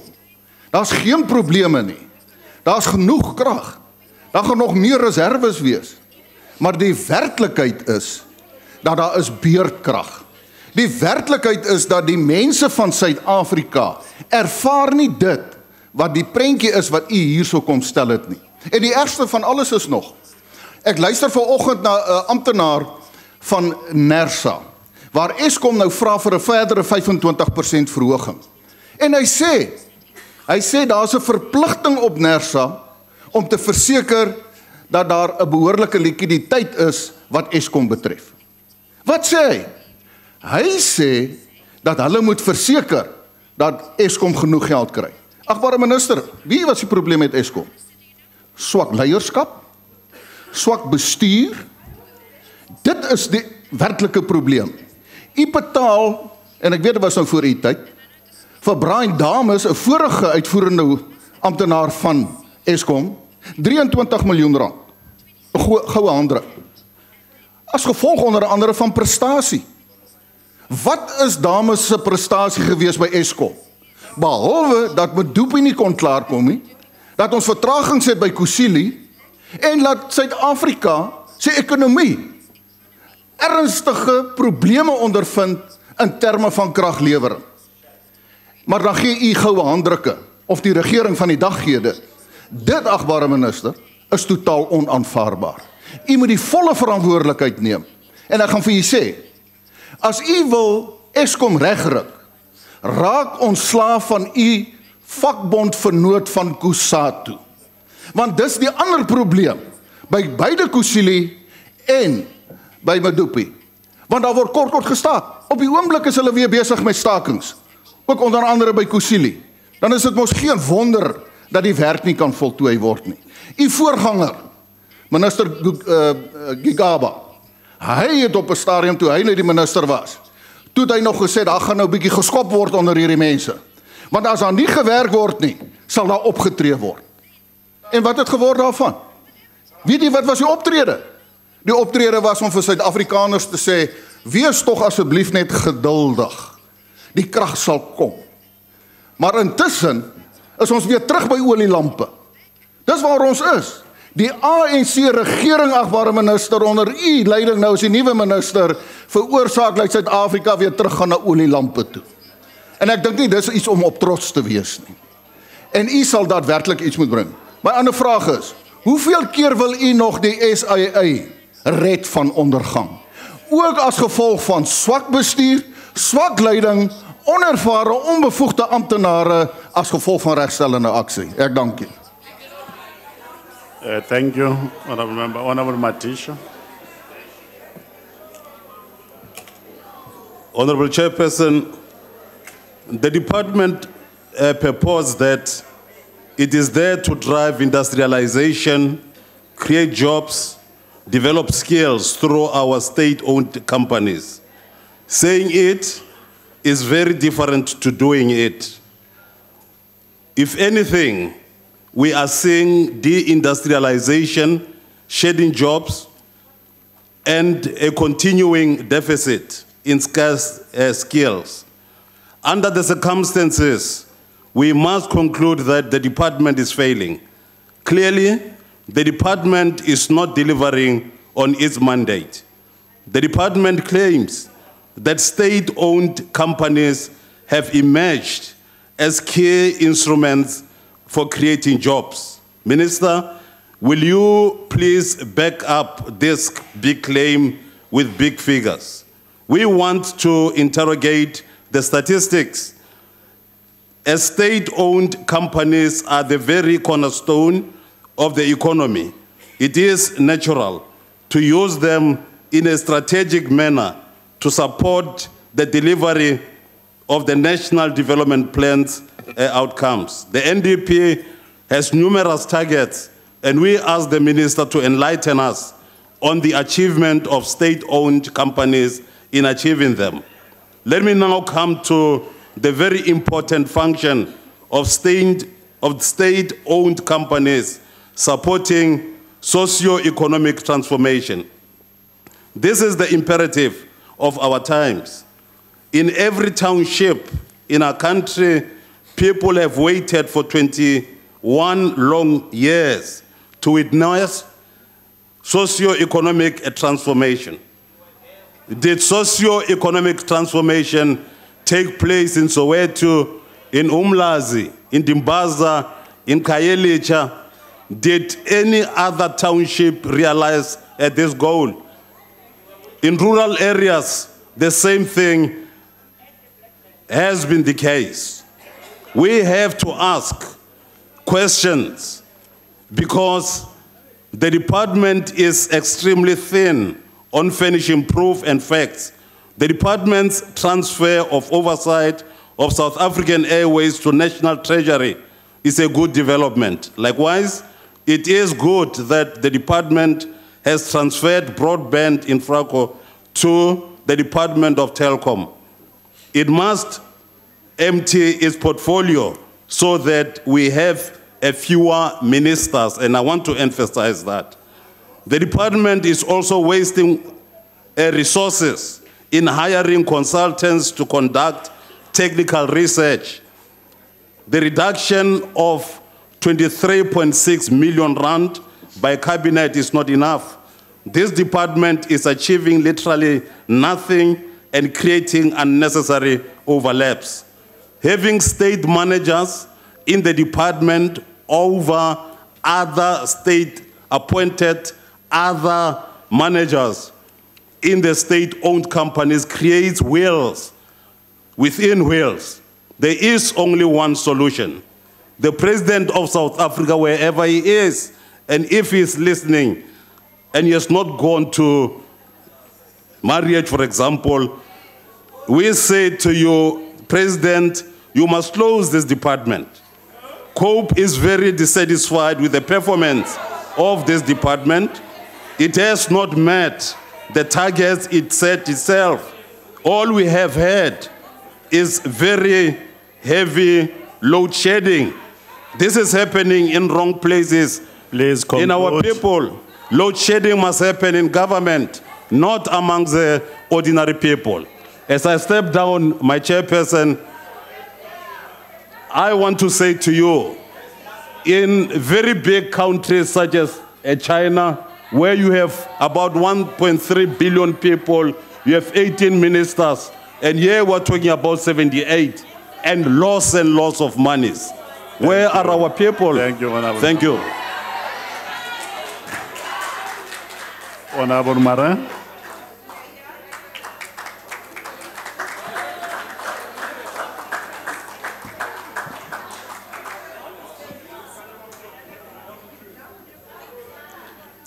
Honorable Chairperson, Minister, Deputy Minister, and members. In his State of the Nation address, the President stated that infrastructure investment was a key priority of the National Development Plan. The Department of Public Enterprises plays a key role in contributing to the achievement of the main objectives of the NDP, which are to grow the economy, reduce poverty, and increase employment. The department have to contribute to the objectives of the NDP through Eskom's Build program and Transnet's Capital Expenditure program that will improve industrial capabilities, provide sustainable jobs, and improve the productive capacity of the economy. Long-term growth and investment requires a shared vision, trust, and cooperation between government, business, and labor. We therefore must look into more public-private partnerships, as these will ultimately benefit South Africa. Over the medium-term strategic framework, 2014 to 2019 period, the department will seek to achieve strategic objectives, and I want to highlight two of them. The promotion of good corporate governance, and number two, economic infrastructure investment to enhance the capacity of the economy with emphasis on the strategic integrated projects. And we as the Oversight Portfolio Committee will see to it. The 2014-2019 MTSF focuses on infrastructure development as an enabler of future economic growth. This infrastructure expansion relies heavily on state-owned enterprises, Transnet and Eskom in particular, but Eskom struggles seriously. The department must focus their attention and support on rail and ports on accelerating capital programs for Eskom and Transnet, and improving the performance management of the boards and executives of these companies. Transnet is steadily making strides in catching up on decades of underinvestment in South Africa's freight system and in driving operative efficiencies to match the world's best practices. Transnet has to increase tonnage move on rail from 307 to 330 megaton by 2019 and has to improve operational performance of seaports and inland terminals. One of the strategic integrated projects in the medium-term strategic framework is Saldanha Northern Cape Development Corridor that is in my constituency. Since the 70s, national government has promised to invest in the West Coast. The people of the West Coast were excited about the capital investment to come, as well as the promised job opportunities. It has taken until now to materialize. Transnet has a 7-year capital investment plan of 336 billion. Saldanha will benefit by the further expansion of the export iron ore channel from 60 megatons to 70, and therefore to be done incrementally in line with the customer demands. Transnet National Ports Authority will invest in key infrastructure projects in the port of Saldanha, which include the refurbishment of the general maintenance quay that will focus on the oil and gas supply base and rig repair facility. An industrial development zone was proclaimed in Saldanha Bay just behind the Transnet operations and harbour that will contribute to economic development in the area. Agbare voorsitter, wat egter kommerwekkend is die voorblad berig hierdie afgelope Sondag 10 Mei 2015 in die rapport. Dit is 'n treinramp. Die Passasiersspooragentskap van Suid-Afrika, PRASA, se tender van 51 miljard, nie miljoen nie, miljard, vir die nuwe treinwaans is in die weegskaal. Dit blyk dat die bodprys vir die lewering van die waans in die plaaslike vervaardigingskringe as te laag en onvolhoubaar beskou word. Die kontrak is vir die lewering van 3600 treinwaans, oftewel 600 treinstelle van 6 waans elk. Volgens die tenderkontrak moet 65% van die onderdele wat gebruik word van plaaslike vervaardigers kom, maar dat daar ernstige probleme is verseker. Please conclude, honorable member. Hier is duidelike probleem en aan die tendervoorwaardes na te kom en te voldoen en ek versoek die minister om hierop feitelik te reageer. In conclusion, the assets of the various state-owned companies do not belong to the government alone. They belong to the people of South Africa because they were established and built with taxpayers' money.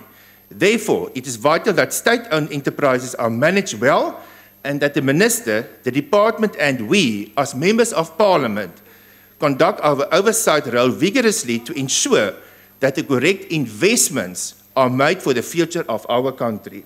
I thank you. Thank you, honorable member. Honorable Nobanda.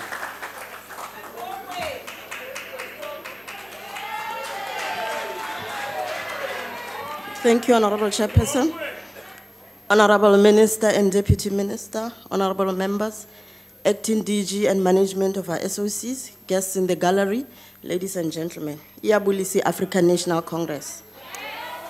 Chairperson, let me take this opportunity to dedicate this debate to our stalwart, Seaparankwe Meruta, who passed on Tuesday, and say thank you for the contribution she made to the struggle in ensuring that today I, as a young woman, am afforded the opportunity to be part of this August House as an honorable member and all other opportunities we have in this country.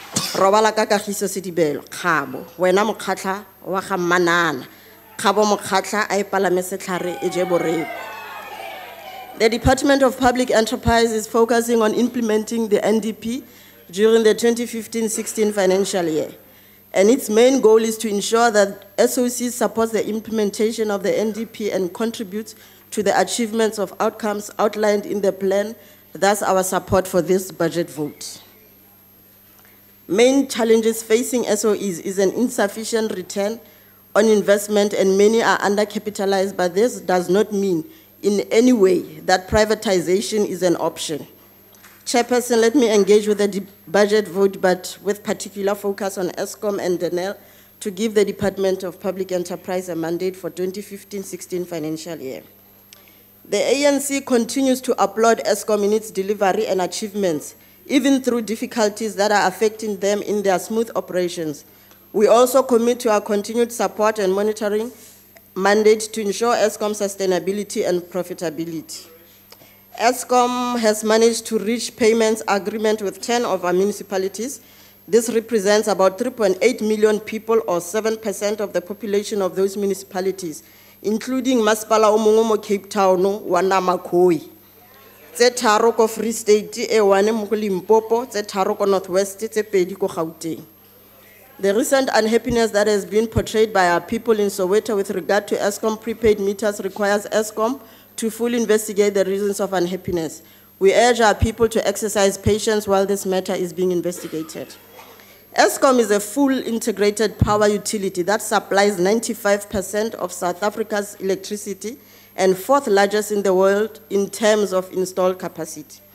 Due to a backlog of maintenance, it is necessary for ESCOM to continue with its maintenance program. That's the experience of load shedding by South Africans. Even with load shedding, ESCOM still supplies 96% of the required electricity demand at stage 1 load shedding. And at stage 2, it is 94% of the required demand supplied. ESCOM is continuously looking into ways to avoid load shedding, but this is necessary. And through all this, ESCOM has added about 160,000 new electrification customers in the last financial year. Siyaku. The Medupi Legacy Program is a well-coordinated and integrated program whose objectives are to ensure that while ESCOM is building the power station, it leaves a sustainable legacy in the Lephalale area and the Waterberg district, which would contribute to the Limpopo provincial gross domestic product, and its mission is to ensure that the immediate socio-economic concerns of the local community are addressed. ESCOM is procuring about 202 million locally, with 70% of procurement from companies owned by black women. Phambili ngamakhosikazi. At the Medupi power station, ESCOM placed contracts with 1.67 billion to suppliers within the Lephalale and Waterberg district. Medupi employed 16,800 people by the end of March 2013, and of these, 7,259 or 43% of the workforce are residents of Lephalale. 72% of the unskilled and semi-skilled workers are from Limpopo province, and 95% of the total workforce are South Africans, and 53% are under the age of 35, which is classified as youth. It is estimated that the project may have or will indirectly create approximately 25,000 employment opportunities within the Waterberg district in Nene Siyaku. Although there have been delays in the completion of the Medupi power station and a serious impact on the power utility to provide enough energy to the country, as the capacity in the system is already constrained, the project is bringing much needed job creation, skills development, and local and social development in Lephalale, Limpopo. The Western Cape province has received a lot of interest from local and international wind and solar energy project developers through the Asiri Wind Farm project. 3 projects from the Department of Energy Please Renewable. conclude, Honorable Member. Okay, sure. Hi, Chairperson. Chairperson, re ke konosetse ka gore nako ya ka setse njele. Ga ke konosetsa modula setulo, ke re go di kompone tsa puso SOCs, nko ya kgomo mogala tshwara thata. E se re go utlwa sebodi wa kgaoga. Mosaka phofu wa gabo ga a swelentswe. Having considered the budget vote and strategic plans of the department, we support this budget vote number 9 of the Department of Public Enterprise. Ke a leboga. Thank you, Honorable Member. Honorable Shelembe.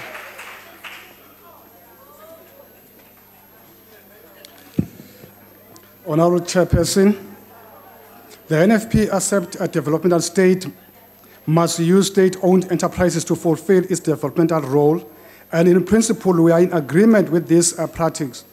However, these entities should not be a bottomless pit into which tax money is poured with very little actual benefit for the taxpayers and citizens of the country. Neither should these entities become a safe haven for political deployees who have neither the skills nor experience to run such important instrument of a state-sponsored development. Within this context, we view the budget presented here today with a great deal of skepticism. According to the official website of the department, its stated core function is to provide decisive strategic direction to the state-owned companies and to act as a shareholder representative for government with oversight responsibility for the state-owned companies. We are of the opinion, in view of the perpetual crisis surrounding Eskom, with its inability to supply uninterrupted electricity to the country, and the ongoing uncertainty about Transnet and the doubt surrounding its viability, that the department does not have a very good track record in executing its mandate. Ironically, a news report today deals with the ANC that is marching against Eskom in protest against installing prepaid electricity meters in Soweto. Only in South Africa, Chairperson, could you have a party that designs a policy to be implemented and then protest against the very same policy. This we submit, Chairperson. It is the consequence of empty political promises, currently deployment, and shoddy planning. The budget presented today is motivated by sound intentions and noble objectives. We fully support the emphasis with the department intends to place on facilitating an environment which is conducive for repositioning state-owned companies to advance their developmental mandate and enhance their financial viability. Entities such as Eskom and the South African Airways, which is now under the direct oversight of the Treasury, has become a burdensome drain on the fiscals and the taxpayers with its frequent requests for bailouts and tariff hikes. However, we note that the lion's share of the budget is dedicated to Program 1, the administration of the department, and a substantial reduction is effected in Program 3, which is responsible for portfolio management and strategic planning. The NFP fails to understand how administration and the department can take financial precedence over and the expense of its very stated core function. We also question how it can be that a department with allocation of 55.8% of its total budget on compensation for employees also deems it fit and appropriate to spend an additional 12.5% of its budget on consulting. What is the department paying its employees to do then if such a large percentage of its expenses go to consulting? Thank you, Finally, member. we reluctantly support the budget. Honorable Van Dam.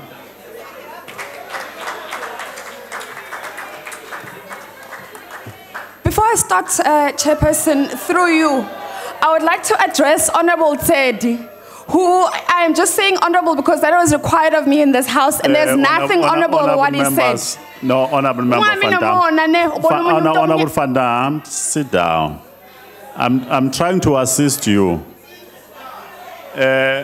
Honorable members, let us allow her to be heard, please. Honorable Van Dam. As I was saying, Honorable Teddy, I am only saying honorable because that's what is required of me in this house. What you said here was not honorable. Now, maybe one day you'll be elected a leader of a party, but I doubt it. Chairperson, our SOEs have great potential. They have great potential to improve the lives of people of South Africa. They have the potential to be used for fairness to redress the legacy of apartheid. They have the potential to provide our people with freedom by allowing people the freedom to earn a living. They also have the potential to provide our people with opportunities. Honorable members, please. Let us just allow the member to be heard.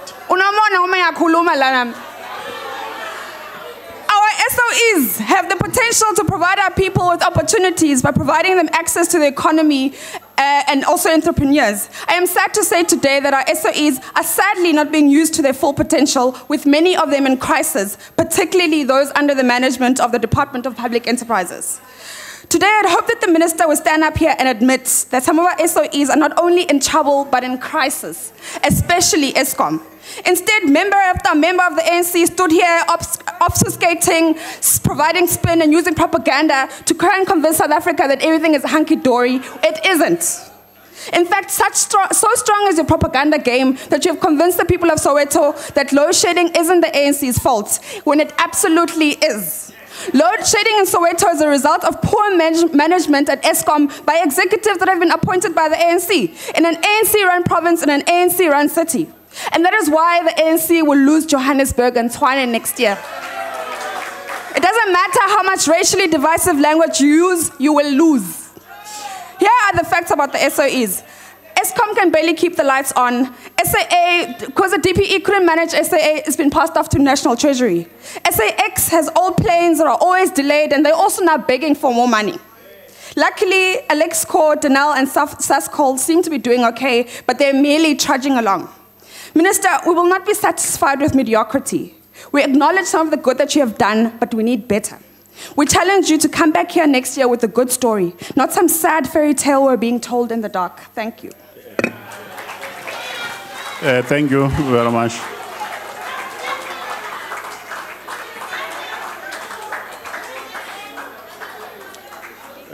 Honorable Rantwa. Are you yielding your time?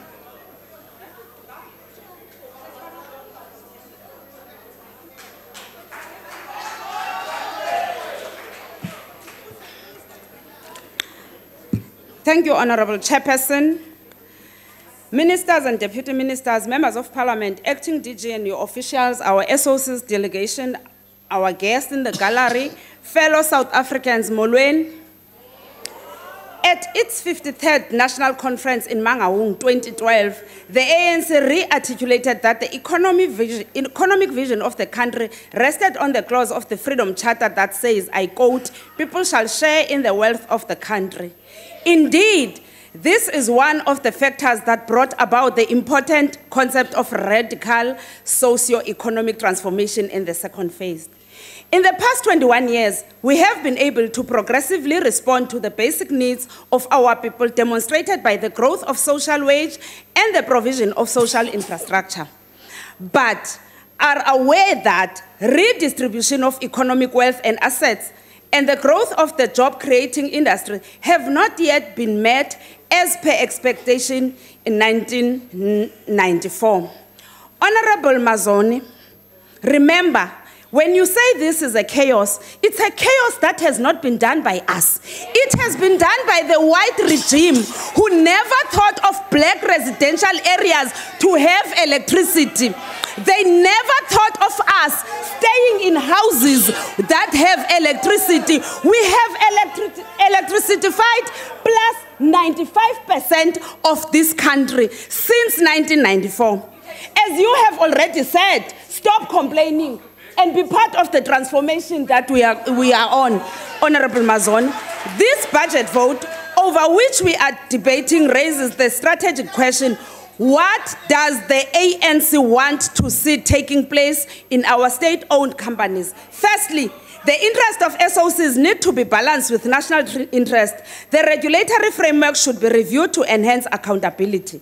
Secondly, SOCs have a developmental role to play within the context of their legislative framework and should not be subject to exclusive balance sheet constraint.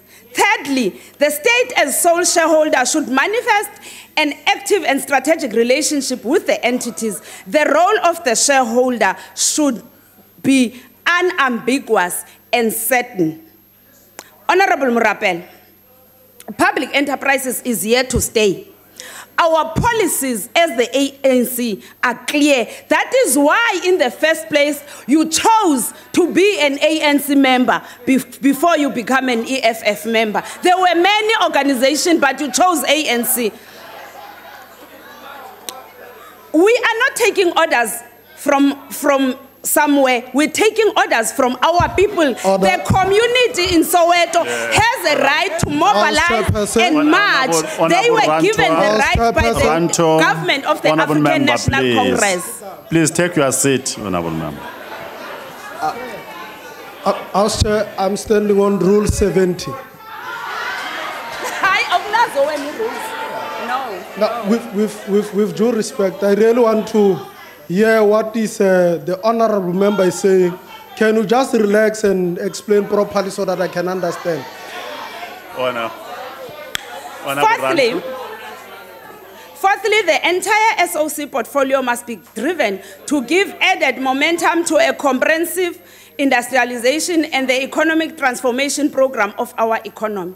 This must include set aside and other mechanisms radically to accelerate the promotion of black industrialists and the entrance of youth and women-owned business into the mainstream. This must include stakeholders effectively engaging large private sector customers and suppliers in the resource extraction and processing sectors to contribute to developmental program, which must also add as the state draw influence over SOC's related pension funds to provide necessary support in this developmental agenda. The DPE plays a critical role in shaping the outcomes of the medium-term strategic framework and ultimately the National Development Plan. The mandate of this department is ensuring that SOCs are directed to serve the government's strategic objectives as outlined in the NDP, articulated in the NGP and EPAP. It has also to ensure that SOCs are financially stable and are able to support the priorities of economic growth, expanding employment and developing infrastructure. The SOCs are implementation agents of the developmental state and very central to South African economy.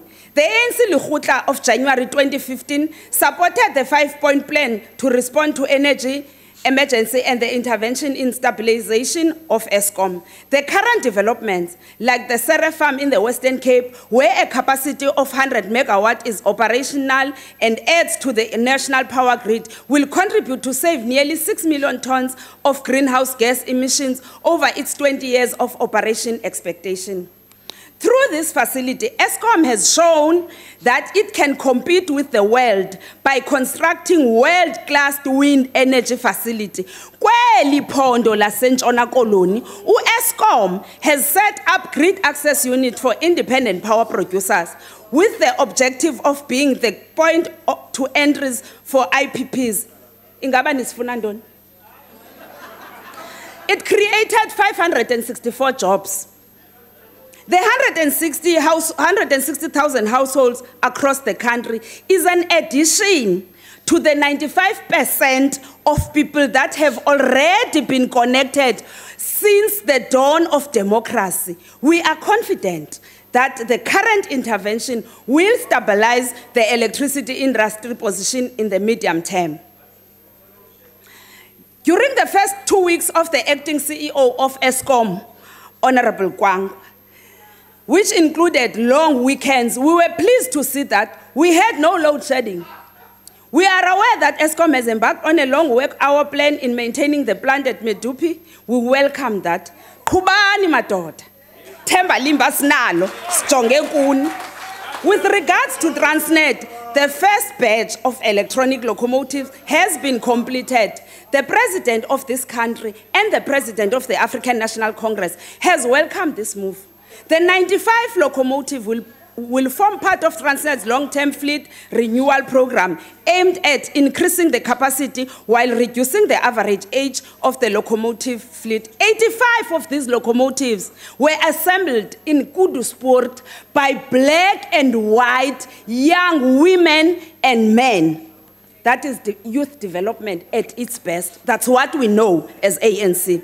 Besiphaya ke eKudu Sport, sihamba singamaqela ohlukileyo ezopolitiko. Savumelana intoba uyaqhuba lo rhulumente, iyaqhuba iANC. Savumelana sisonke xa besibona ulutsha lusebenza kwaDenel, xa besibona ulutsha lusebenza eKudu Sport, savumelana sathi ingaba sifuna ntoni, simfuna ntoni nyani lo rhulumente. Lihle eligalelo kwi-NGP yelilizwe ekwakhena amathuba emisebenzi nanjengeminqweno yelikgotla ka-2011 when the unemployment rate was at 25%, then and the Lekgotla saw it as a disaster, hence these many initiatives. This Lekgotla adopted the NGP as a framework within which we all work on and the 5 job drivers that have a high potential of absorbing unemployment in numbers. Transnet Engineering has developed into an excellent locomotive assembly and equipment manufacturing entity within its 133 depots. Silwa indlala ngandlela zonke, siyabaqhuba abantwana bethu, siyabafundisa abantwana bethu ukwakha ololiwe ngezandla zabo, bangasuki basingafuni bantu ngaphandle. It is also intended to, Transnet also intends to open maritime schools of excellence in places that are nearer to ports. If we are able to train our youth on skills needed by the country to develop economic growth, we will be able to complete with the battle of poverty, unemployment, and equality. Chairperson, this budget is much needed by the disadvantaged people.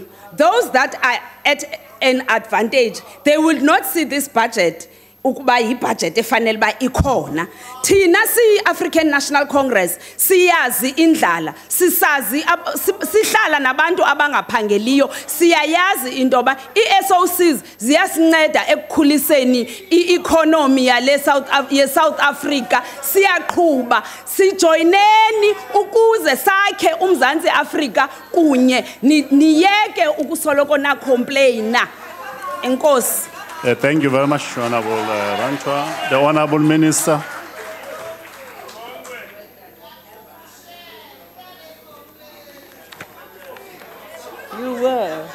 You were.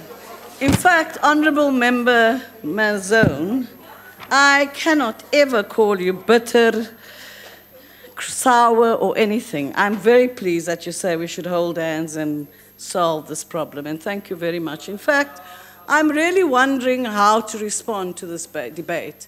And I want to ask Octavius and the young pilots to just stand so that I can show the difference between 1994 and 2050. Please stand. Order, Chair. Order, Chair. And all they do, Chair, thank you. Order, Chair. Honorable Minister, thank you very please much, take, and Honorable Minister, please take your seat. What is the point of order? Earlier on, Chair, you made a ruling that members in the gallery shouldn't actually participate in the debate. And by that is what they're doing. They're participating in the debate. Can you please make a ruling on that, Chairperson? We have been doing that.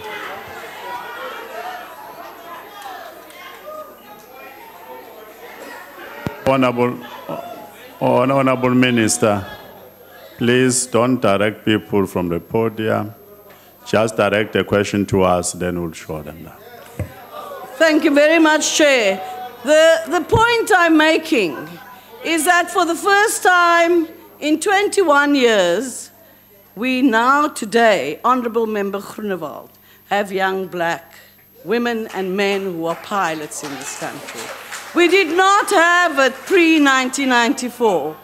Apartheid South Africa, Honorable Member Mazone, contributed to 5 million households, largely white, electricity. And yes, toe was dit volop. En ja, ons bly in twee verskillende wêrelds. I have to say that today 7 million more households have access to electricity in 21 years. The honourable members, I must say, I'm actually, just for some little stuff, I'm really pleased with today's debate. I think what everybody, besides a few people who don't, I think you don't, well, maybe it's economics 101 or something. But I think all of us agree that state-owned companies need every single one in this House to hold it accountable, to make sure that it delivers on its promise. Because I only represent the shareholders. And you're right, Honourable Member Marais. I almost called you Minister. Honourable Member Marais, you wish.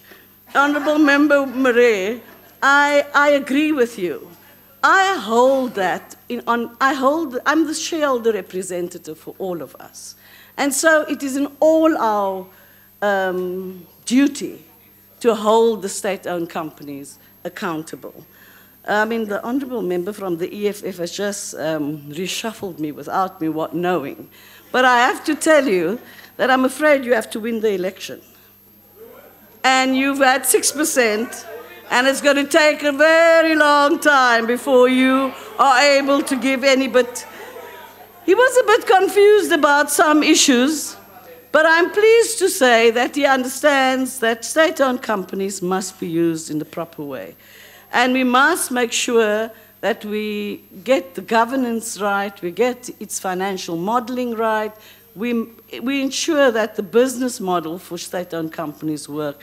And so to the chair of the standing committee, or the portfolio committee, I want to say thank you very much that you are supporting the shareholder management bill. I think that is where we'll deal with the issues around governance. I want to address the Honourable Kwangwa, because I think that's one of the most important issues that you've raised. How, in this period, do we cushion the poor? And, you know, it's the first time now in the last 21 years that we have an indigent policy. We also have free basic services. And so we must make sure, and we have the sliding scale.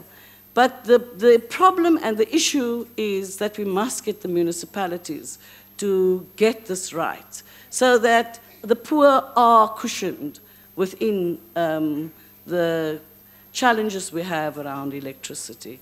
Because I have to tell the Honourable Member Mazone, who I'm very friendly with at the moment, and her new surname is more complex to say, but let me just say, the city of Cape Town is responsible for load shedding here. And oh yes, all municipalities are responsible, especially the metros. And I'm very grateful that we've not had load shedding in this period. But I am saying to you as well that there will be load shedding. And it doesn't matter how we vitriol against it. We must know that we're going to have load shedding going into the future. Because we have to turn around the course of electricity provision in as soon as a possible manner. But I will be lying if I said we're not going to have load shedding.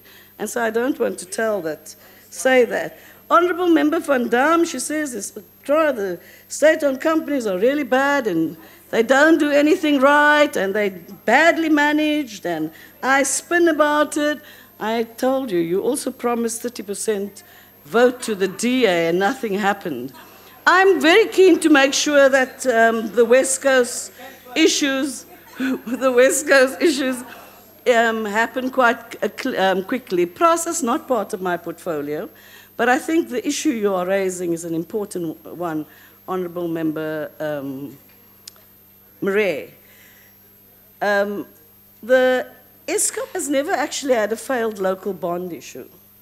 It has also, its Eskom bonds in this period were subscribed and oversubscribed. And I have to also say that when I appointed Brian Molefe, the bonds went up 5%. You're being very sweet. But members, thank you very much. Thank you very much for the support for this vote. And I think all of the issues that you've raised we'll try and take up. Thank you very much. Thank you, Honourable Minister. Honourable Member, that concludes the debate on the business of this extended public committees. The committee will now rise. Thank you very much, Honourable Members.